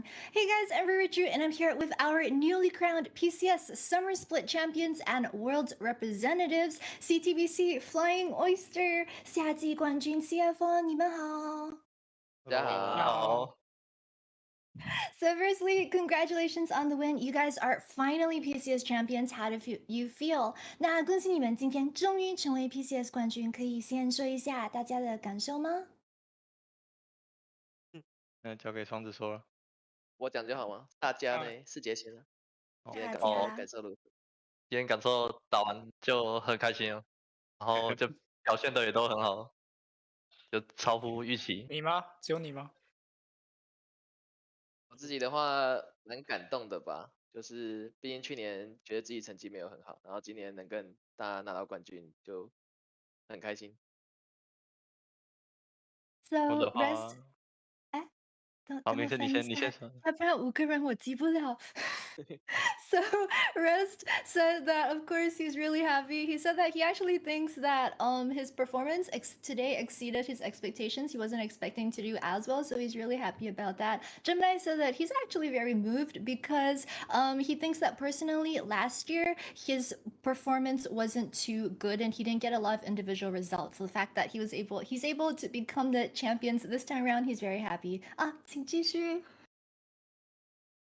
换我的，应该你猜嘛？很开心吧，就有点出乎意料，因为之前就是 Gory 加入 PSG 的时候，就觉得就是这一季可能打不过 PSG，但这次我们赢了，就会觉得好险。小申。我觉得就当然是非常开心。然后我第一年打嘛，对我来讲意义蛮重大的，这样，然后努力都值得。那呢？我的话就非常开心嘛，毕竟有人就为自己生涯就再添加一座冠军这样。哦。So, Mission said that it's also a bit unexpected that they were able to win today because he thought that at the start of the split, when PSG added Gory into the roster, he thought that PSG were going to be unbeatable. So, the fact that they're able to win them in the playoffs this time around, he thought it was a bit risky, but they managed to do it. And then Shun, of course, he said he's extremely happy. He said that because this is his first year of professional play, Champions has a very big meaning for him personally, and he's super happy. Koala said that again, he's also, of course, happy, and he's able to add another Champions title back home for him. So, my next question I want to ask you, everyone, also, were you guys less nervous for today because you already beat BYG once already on Thursday? 那毕竟周四的胜部决赛已经赢过 BYG 一次了，今天赛前大家的自信还有期待会是什么的呢？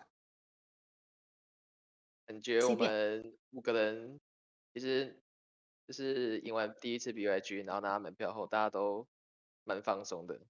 就我觉得这样的心态是很好，就是越重要的比赛的时候，你也要保持自己的心态是稳定放松的，这样你在比赛上的表现才会打得好。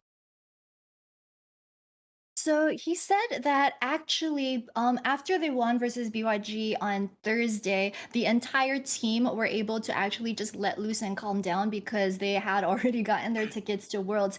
Gemini thinks that for all 5 of them, this type of attitude is actually the best going into future competition because then you don't have stress, you don't have pressure, and everyone can, when you're calm, you can play up to the best of your ability. So he thinks that that was what they did today. So next, I'm going to ask a couple of questions to each individual member on the team. 那接下来就要给每个选手问几个问题了。先从上路 Res 开始吧。Res，Hello。Hello，我是上到瑞士的。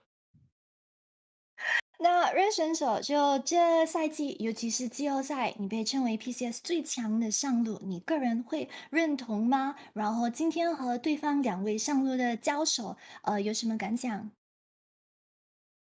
被誉为 PCS 最前上路，通常我不会自己认同，就大家觉得就是今天对上这2位上路，感觉上小亮有机会赢一场，我看他的对线蛮厉害的，角色时也比较多。对，我的感想。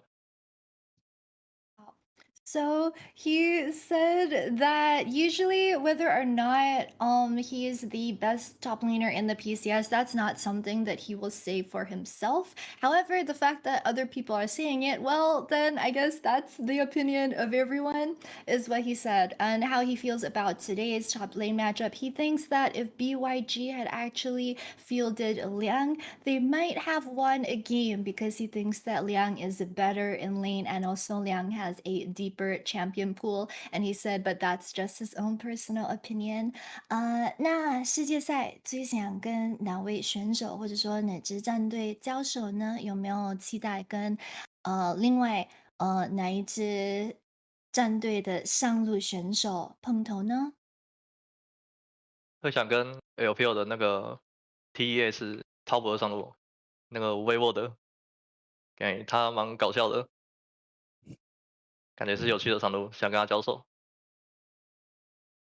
So he said that he's looking forward to facing off versus T as a top laner in the LPL. He thinks that he has a very interesting playstyle, and that if they lane versus each other, it will be a very interesting match up. So the next question I want to ask is that today's series also historically we see you BM in game every so often, and today's game, for example, you and Kino were in bot and just stutter stepping for a bit. Can you tell us what that was about? And also, do you have any plans to BM when you're at Worlds? 那今天又看到 Rest 在游戏中跟 Kino 在下路一起在斗，可以说一下那时的情况吗？然后世界赛会不会也有打算要 BM 世界赛的选手呢？那时候情况，因为已经差不多赢了嘛，然后就很不忍心杀他，看他一直在那边跳，就是这样子而已。然后世界赛的话，应该不会吧，还是会尊敬一下对手，先好好赢下来，赢下国际赛比较重要。嗯。So he said that today, when he was BMing Kino, it was because they had pretty much already won the game at that point, and he saw Kino just kind of like standing there and kind of shaking a bit, and for him, it was irresistible, and he had to join in, and he had to just kind of BM Kino for a while. He says that at Worlds, he does not intend to BM any of the other players because he wants to show them some respect. However, he does think that winning their competitions and their games at Worlds is more important than, the casual BM. 那 Red 选手是赢才会 BM 呢，还是说输赢都会呢？输赢都会有，心情好就可以了。通常还是要认真，不然后勤们都很凶，经常都被骂，还是不要乱来比较好。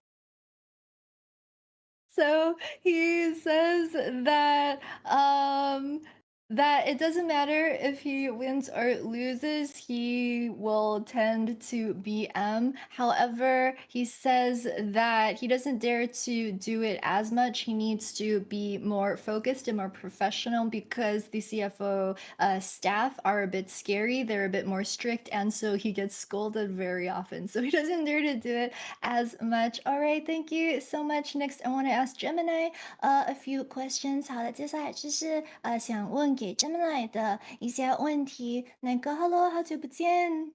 好久不见，终于上采访了。是啊，先跟大家打个招呼吧。大家好，我是 CF 的 Gemini 庄子。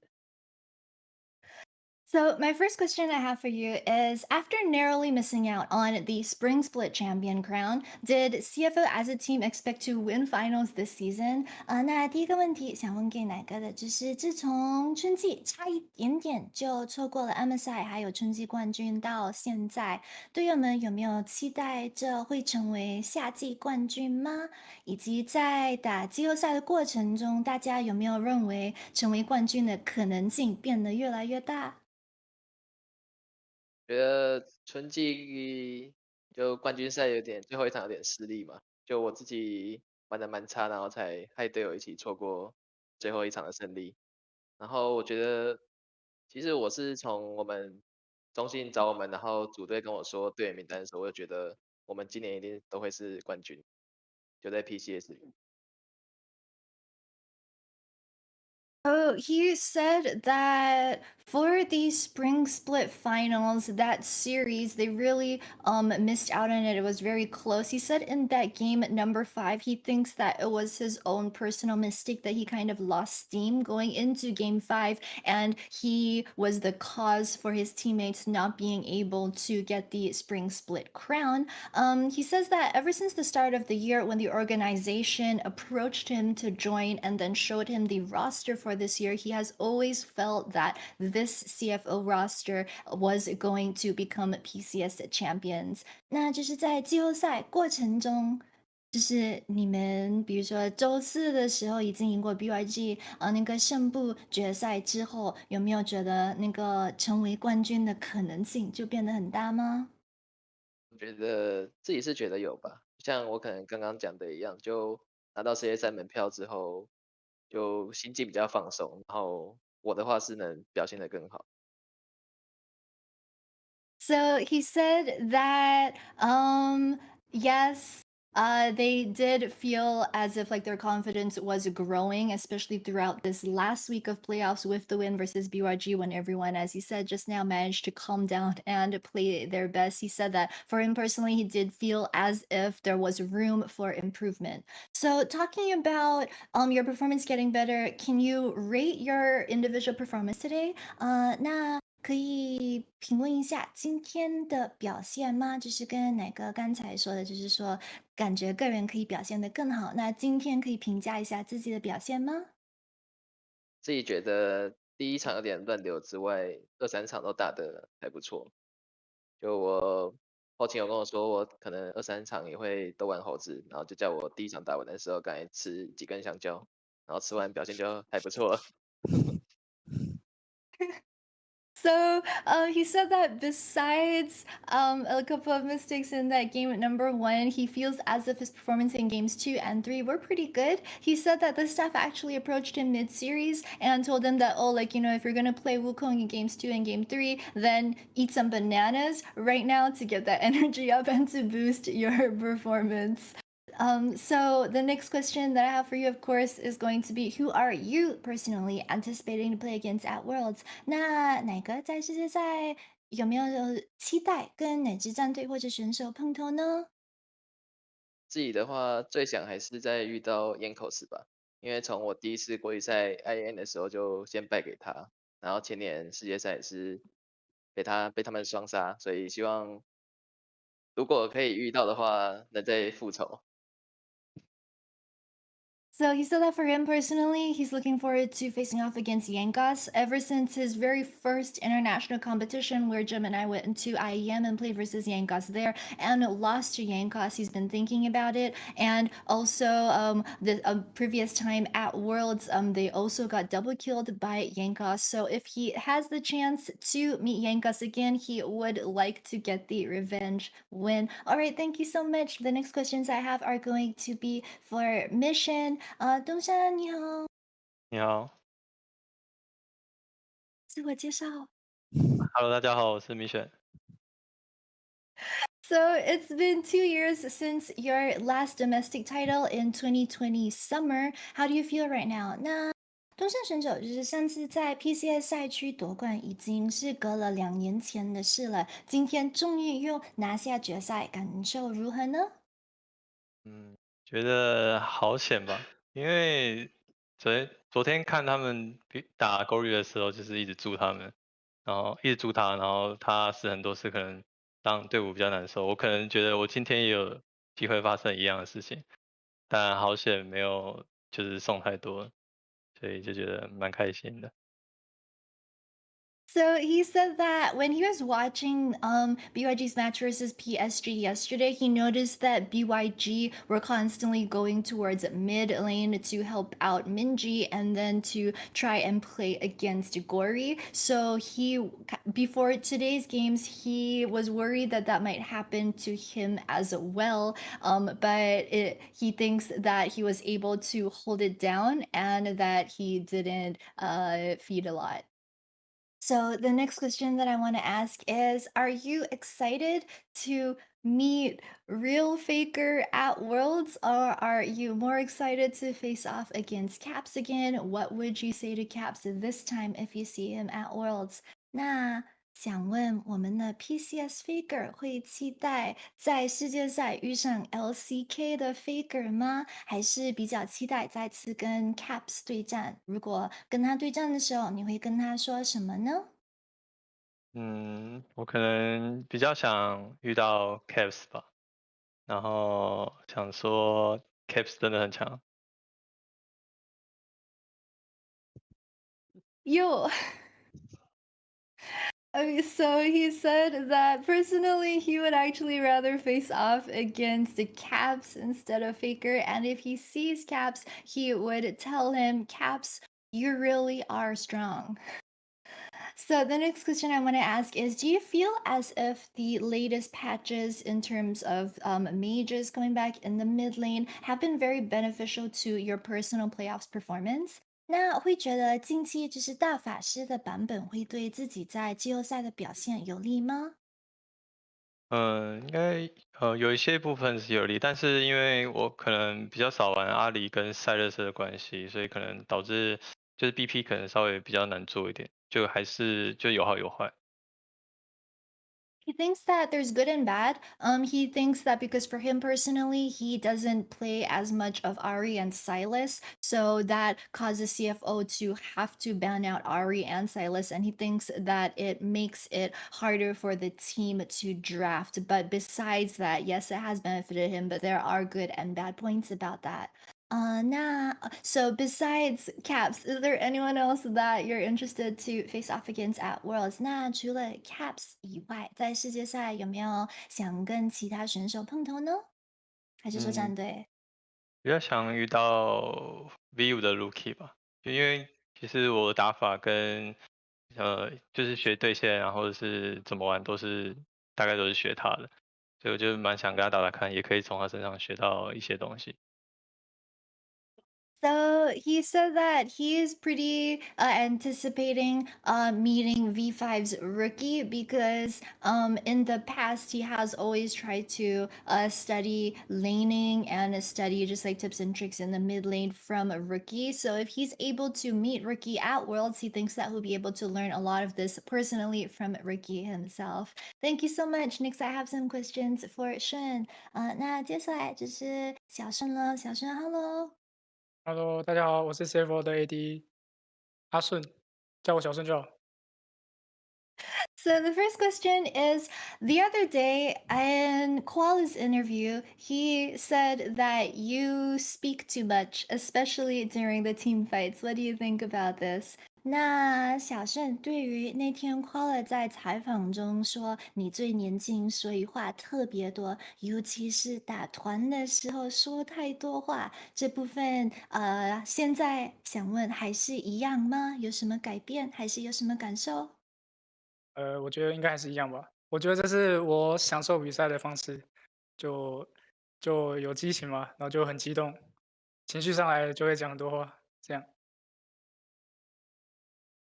So he said that there's been no change since when Koala mentioned that day that Shen talks too much. He said that he thinks talking a lot to him personally is his way of enjoying the match and enjoying the process. He thinks that when he gets excited or the team fights, it then translates into him talking a lot. So I want to ask, did Koala say anything to you after that? Do you get scolded a lot by Koala in bottom lane? What is the situation? 那想问就是 Koala 会不会经常说就是叫你冷静一下，还是安静一点吗？是什么样的情况？好像没有诶，就做我自己就好，他这样跟我讲。他对你很好哦。So 对 he 啊。said that actually Koala has never seemed to tell him to keep quiet or to calm down or to try to control Shun in any way. He just lets Shun be himself and lets Shun keep talking, which is great. So the next question I want to ask is for you especially, this is your first year playing pro and you're already headed out of the country to Worlds. Do you feel nervous at all? 那第一年打职业联赛就要出国了，会不会觉得很紧张吗？当然会有一点，但是我觉得期待感还是最大的。然后因为世界上所有的强队都会聚集在世界赛嘛，就很期待跟他们交手。So he said that, of course, he's going to feel nervous, but he actually feels that he's more expectant instead because all of the world's strongest teams are going to be concentrated at Worlds, and he's very excited to be able to play versus the bot laners from all the strongest teams in the world. I have to ask also, when you get nervous, is there a way that your teammates try to calm you down? 那通常小陈就是在比赛中紧张的时候，队友们会不会跟你说什么话来帮你冷静下来呢？通常我情绪比较激动的时候，就会讲话比较大声，他们就会叫我小声一点，就用正常声音讲话就好，大概这样。所以没在帮你冷静，就叫你安静。叫我正常讲话就行。So he said that when he gets too flustered, he tends to talk very loudly. And so his teammates will actually just tell him to speak in a normal volume. They don't really help him calm down. They really just tell him to quiet down. And that's it. Mm, so lastly, I want to ask, how are you planning or how is the team planning to celebrate tonight? 那今晚打算怎么庆祝？就是个人或者说战队打算怎么庆祝呢？我觉得应该是吃好吃的吧，吃大餐，然后我自己会去想躺在床上这样。累了。So he呃，said that that probably the team is going to go out and eat something delicious. The team is probably going to go for a big meal together tonight, and after that he has plans to just lie down in his bed. So lastly, as you mentioned just now, you're excited to face off versus the strongest teams in the world. Which players, which teams, or like which AD carries are you particularly looking out for? 那小生刚才也是有提到，就是很期待对上世界赛最强的下路，想问就是可以分享一下，就是哪一些战队，还是说哪几位 ADC，你个人是很想碰头的呢？诶，讲两个好了就一个是 EDG Viper，还有那个 T1 的姑妈，这样，我觉得他们都超级强的。He thinks that two ADCs in particular are very strong. It's EDG's Viper and it's T1's Akuma Yushi. All right, thank you so much. The next questions I have are for Koala. Koala, 你好。好，是谢佛的快了。那首先想问小强的问题就是 k a l a 好像是 CFO 当中年纪最大的选手，那队友怎么会叫你小强而不是强哥呢？嗯，就因为从小到大，大家都叫我小强吧，然后就是跟朋友讲说，他们都叫我这样，然后我就觉得他们叫我这样就好，也不用叫强哥这样。So he said that it's because ever since he was little up until now, he's just so I asked him that Koala is the oldest member on the CFO squad. So why is it that he chooses to use the word small in front of his nickname instead of asking his teammates to call him bro and show him a bit of respect? He says that since he was small, he's just gotten used to everyone around him just using that moniker and that nickname for him. And he said that whenever he meets new friends or when he talks to his friends, he's just introduces himself with the small in front of his name. So that's what he did for his teammates. So my next question also about your ID is why did you name yourself Koala? Do you find koalas very cute? 那 ID 为什么会取成 Koala 呢？是不是觉得无尾熊很可爱，还是有什么其他原因？嗯，就之前打漏的时候，就 ID 里面有无尾熊嘛，然后那时候 TBA 的就是那边后勤就在写资料，就直接帮我写无尾熊，然后我也觉得这个 ID 很可爱，所以我就一直沿用到现在。怎么改成英文的无尾熊 Koala 呢？嗯，你说挂了。啊？嗯，你说怎么改成英文的吗？因为中文嗯。因为他们写资料的时候都是写英文的，所以我就就这样用了。How so?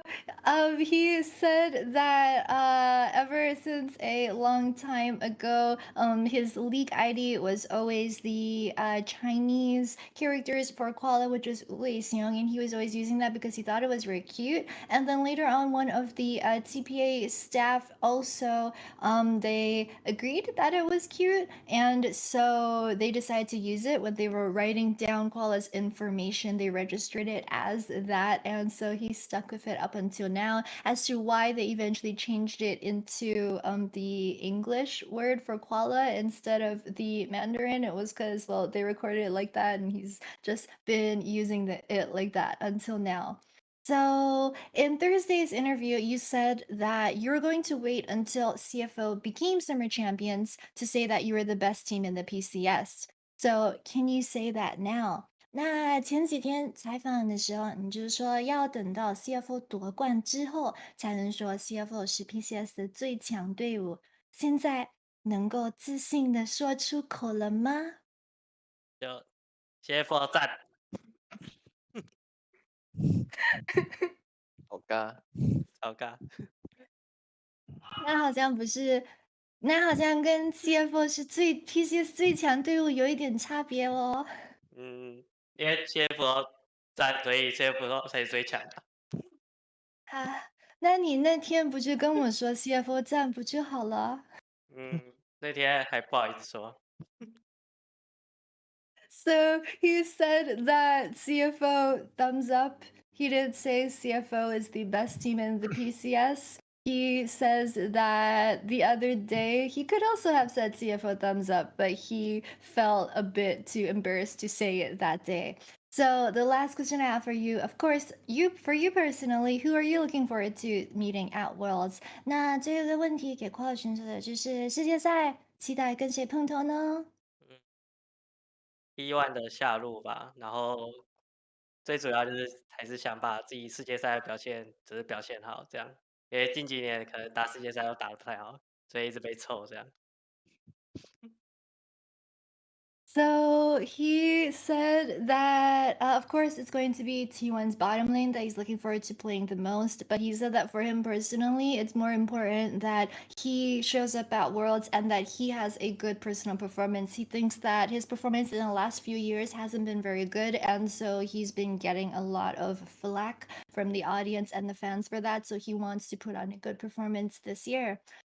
So the next questions I have to ask are for the MVPs of today. Did you guys expect to get the MVPs based off of your own performance? And do you maybe have any message to your staff or to your teammates? 那接下来的问题想问给今天两位 MVP 选手，好像是 Rest 还有东山选手，就是今天拿下今天的 的 MVP 感受如何呢？有在意料之内吗？然后有什么想跟队友或者说后勤说的吗？就蛮感谢后勤吧，因为他就是很相信我，就是不会逼我玩，就是可能我不适合的英雄，然后也不会因为就是我可能几次死掉之后，就叫我不要打凶，就是不要对线给压力，就是他们希望我都照我的打法这样，就是他们很相信我打法，然后也很相信就是我后期可以 carry，就觉得蛮欣慰的。Oh, Mission says that he wants to particularly thank the staff on CFO for believing in him because he says that there were instances in the past where, say for example, if he dies a few times early on in the game, like everyone still continues to believe in him and they believe in his ability to carry in the late game. Also, the staff won't force him to play champions that aren't personally suitable for him, even if they might be strong on this patch. So he has a lot to be thankful to them for. 那 Red 选手呢？感受非常开心，而且也没有在意料之内。就因为也打职业很久，就一直觉得努力跟结果不成正比哦。然后就很感谢阿奇教练收留我，也很感谢中信有那个创立这个战队哦，然后最感谢还是上一家战队把我把我放出去，真的很感动，都快流眼泪了。不然我努力那么多年，感觉都看火龙都可以一直输，我就很不知道感觉输到哪里。反正就谢谢这个公司吧。哦，这可以免费说的吗？是可以免费听的吗？还行吧，不太会讲这种话。总之打世界赛会好好打的，之前表现也不好，加油啊！ So he said that for him, he's going to work hard at Worlds to go try and put on a good performance. He wants to um he wants to thank his teammates. He wants to thank his organization for CTBC Bank, of course, for creating this roster at the start of the year and allowing everyone to come together and giving this roster a chance. He would also like to thank his previous team for allowing him to leave and join this current team. And he says that his performance this split has been very good. He's been able to beat Hanabi in a lane as well and put on those good performances.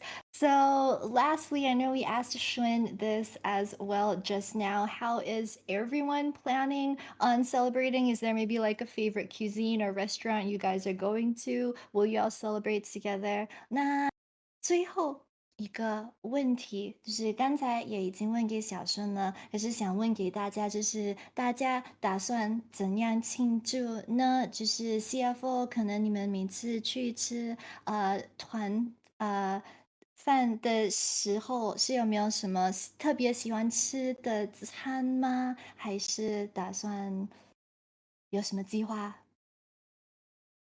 我觉得可能是，其实我们现在还不知道，应该是等一下才讨论。不过我们之前都是吃热炒或是火锅这样。So he said actually they haven't decided yet. They're going to figure it out after this is all over. But usually what the team likes to eat, they like to eat like barbecue meats. They also like to eat hot pot. All right, thank you all so much for the interview. 那今天的赛后访问就到此为止。再次恭喜 CFO 战队获得今年 PCS 夏季赛的冠军。Once again, a huge congratulations to CTBC Flying Oyster, our newly crowned Pacific Championship Series Summer Split 2022 champions. CTBC Bank is Taiwan's top financial institution, but we're not stopping there because CFO is going to Worlds. All the best at Worlds. 好，那再次祝 CFO 世界赛加油，为 PCS 赛区争光。拜拜。拜拜。Thank you very much, Ririchu. I love the sign-off, the send-off. They're absolutely not stopping there, Clement. They're going to Worlds. They're going as our #1 seed. And it's so great to hear from them. Yeah, they definitely earned whatever the delicious meal it is they get. I'm kind of feeling hot pot now myself. Oh yeah, I mean, me too. You know, hot pot, Korean barbecue, that's kind of the esports food for all of our souls. I do want to go into that interview. I just want to say to Mission, please go out of your comfort zone. If you can't pick up Ari and you can't pick up Silas by the time Worlds rolls around, I will personally fly to America and choke you. Okay? So please, here's the thing. please. Here's the thing, Clement. That could be possible that he's telling the truth. It's also possible that he is playing 5D chess and actually is hoping to have teams let those champions open. It'd be the longest of cons, but I think CTBC Flying Oyster might just be the team to pull that off. At least I hope. Might have been able to hide it the entire postseason and basically half Maybe of he just the doesn't summer like split. to play them. Like, it's really he weird. doesn't like to Mission show just them. breaks the mold of the PCS. He's like the only mid laner who doesn't like Silas here. He might be so good on the Silas that he could have the gory effect on the rest of his teammates, where they just kind of go like, well, there's nothing for us to do here anymore. So he's hiding it and How high only is the playing ceiling? Azir Victor. We need to know. There we go. I was so nervous when he said that out loud. I was like, please don't do that, Mission. Yeah, I can hear Please you. don't. I can hear you face palming from over here, man. Either way, though, it's still good to hear from this team. I think you know they have to be pretty happy that they won this one. Yeah, I feel like we really are sending our best team, our most talented, Yeah. our most skilled team. Maybe they have a few rough edges to iron out, but honestly, this is going to be fantastic. And you know what? We are done and dusted with the series. We have ourselves a champion, but we are not done yet. We have some awards to dole out. Let's go ahead and hear them. Welcome to the 2022 PCS Awards ceremonies, where we celebrate our player performances starting from spring split to the end of summer regular season. 欢迎来到我们2022 PCS 的荣耀时刻，让我们一起来回顾选手从春季到夏季例行赛的结尾，他们的精彩表现。Without further ado, for our first awards, let's take a look at our most potential player award. At third place, we have J-Team's Enzo. At second place, Frank Esports Pretender. And at first place, Frank Esports again, YSKM. This new player in the PCS has had the most solo kills in the summer split and is our most exciting player to watch. Congratulations to YSKM. 那 YSKM 呢？他在夏季赛总共执行了19次的单杀，是我们所有选手当中最高的一位哦。那非常非常的感谢 YSKM 精彩的表现。Coming into our second award, we have our Most Improved Player Award. At number 3 on the list, we have J-Team's Enzo again.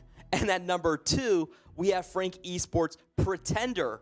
And number 1, Beyond Gaming's Lee Kai. After Machi, Lee Kai had to find his way from the bench back to the starting roster, but he finished the split with a bang, getting our Most Valuable Player Award at the end of Summer Split on Week 6. 第一名的话，恭喜我们的立凯选手得奖哦。那在 Machi 解散之后呢，立凯其实要一路从板凳再杀回去先发的位置哦。但是他在最后第6周呢，也成功的获取了第6周最佳选手奖。那我们恭喜立凯选手。Taking a look at our group awards, we now have the Best Coaching Staff Award. And this one, drumroll, goes to Deep Cross Gaming. We have all of their members presented right here as this is a group effort. But of course, we have to especially mention their coach, ENZZ, and their analyst, Cold Ice, for those amazing draft picks and a surprisingly strong second place finish in Spring Split, leading the J-Team universe. 那我们先来颁发我们的团体奖 ，Deep Cross Gaming 获得最佳教练团。那这一个奖项的话，我们把所有的选手跟成员呢都列在这边。当然要特别的点出来，他们的分析师 Cold Ice 跟教练 ENZZ。DCG 呢，以他们的出其不意的 BP 而闻名，也在夏季赛非常跌破眼镜的呢，成为 JT 宇宙的佼佼者，第2名进入夏季季后赛。For our next part, we'll be taking a look at each individual position as we take you from the All PCS third team all the way to the first.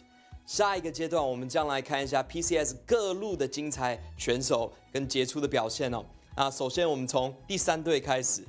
For our All PCS third team, in the top lane, we have DCG's Leaky. In the jungle, Beyond Gaming's Husha. In the mid lane, again, DCG's Nesty. In the marksman position, Frank Esports' own Eminem. And rounding out with the support, CFO's Koala. For our All PCS second team, starting in the top lane, we have a familiar face. It is Frank Esports' YSKM. For a debut performance for J-Team, we have Kongyue in the jungle. And for mid lane, we have CFO's only Mission. In the marksman position, DCG again comes up with Kriskata. And a first for PSG, we have Kaiwing.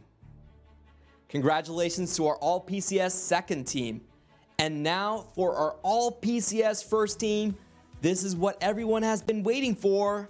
We have in the top lane, CFO's Rest. In the jungle position, CFO's Gemini.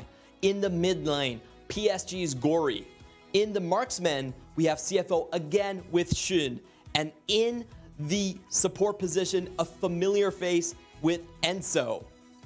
If you take a look at this graph right here, we have 3 CFO members on the list, really cementing themselves as pound for pound the best team in terms of their individual strengths. And then in the support position, a familiar face, as we also saw him in the most improved player and the most potential player. Congratulations to Enzo in his first split as a support.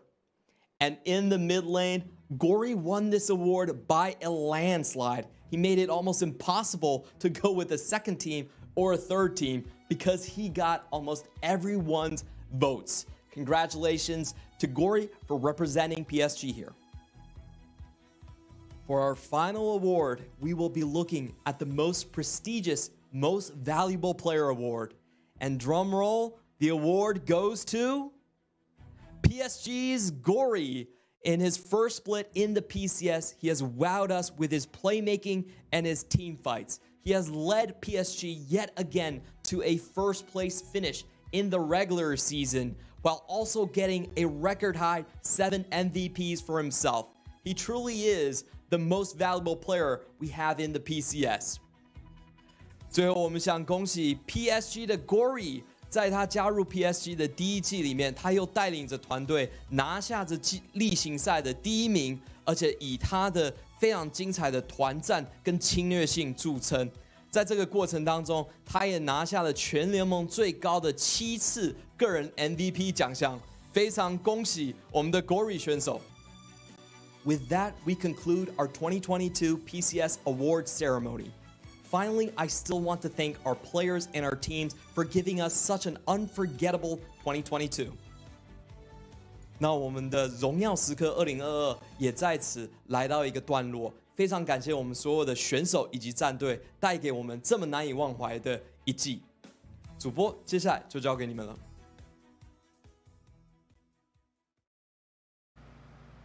Thanks very much, Clement. But there's 2 of you. How did that happen? I don't know. That's. How did you do that? that? I have an evil twin?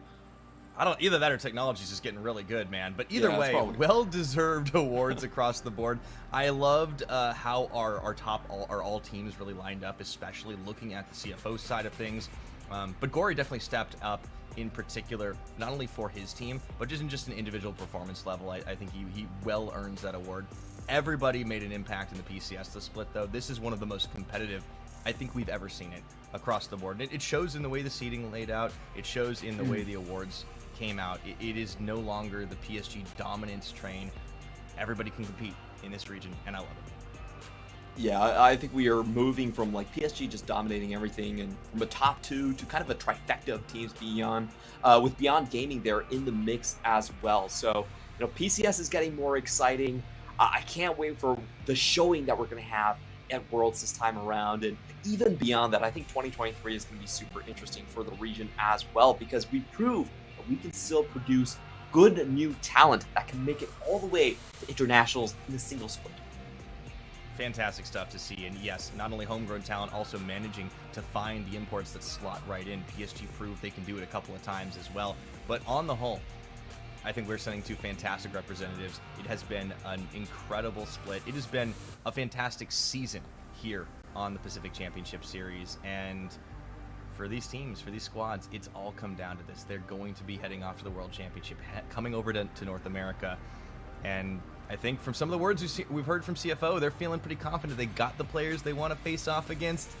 Heard a few of them coming through from a lot of different regions. They've got a lot of eyeballs on.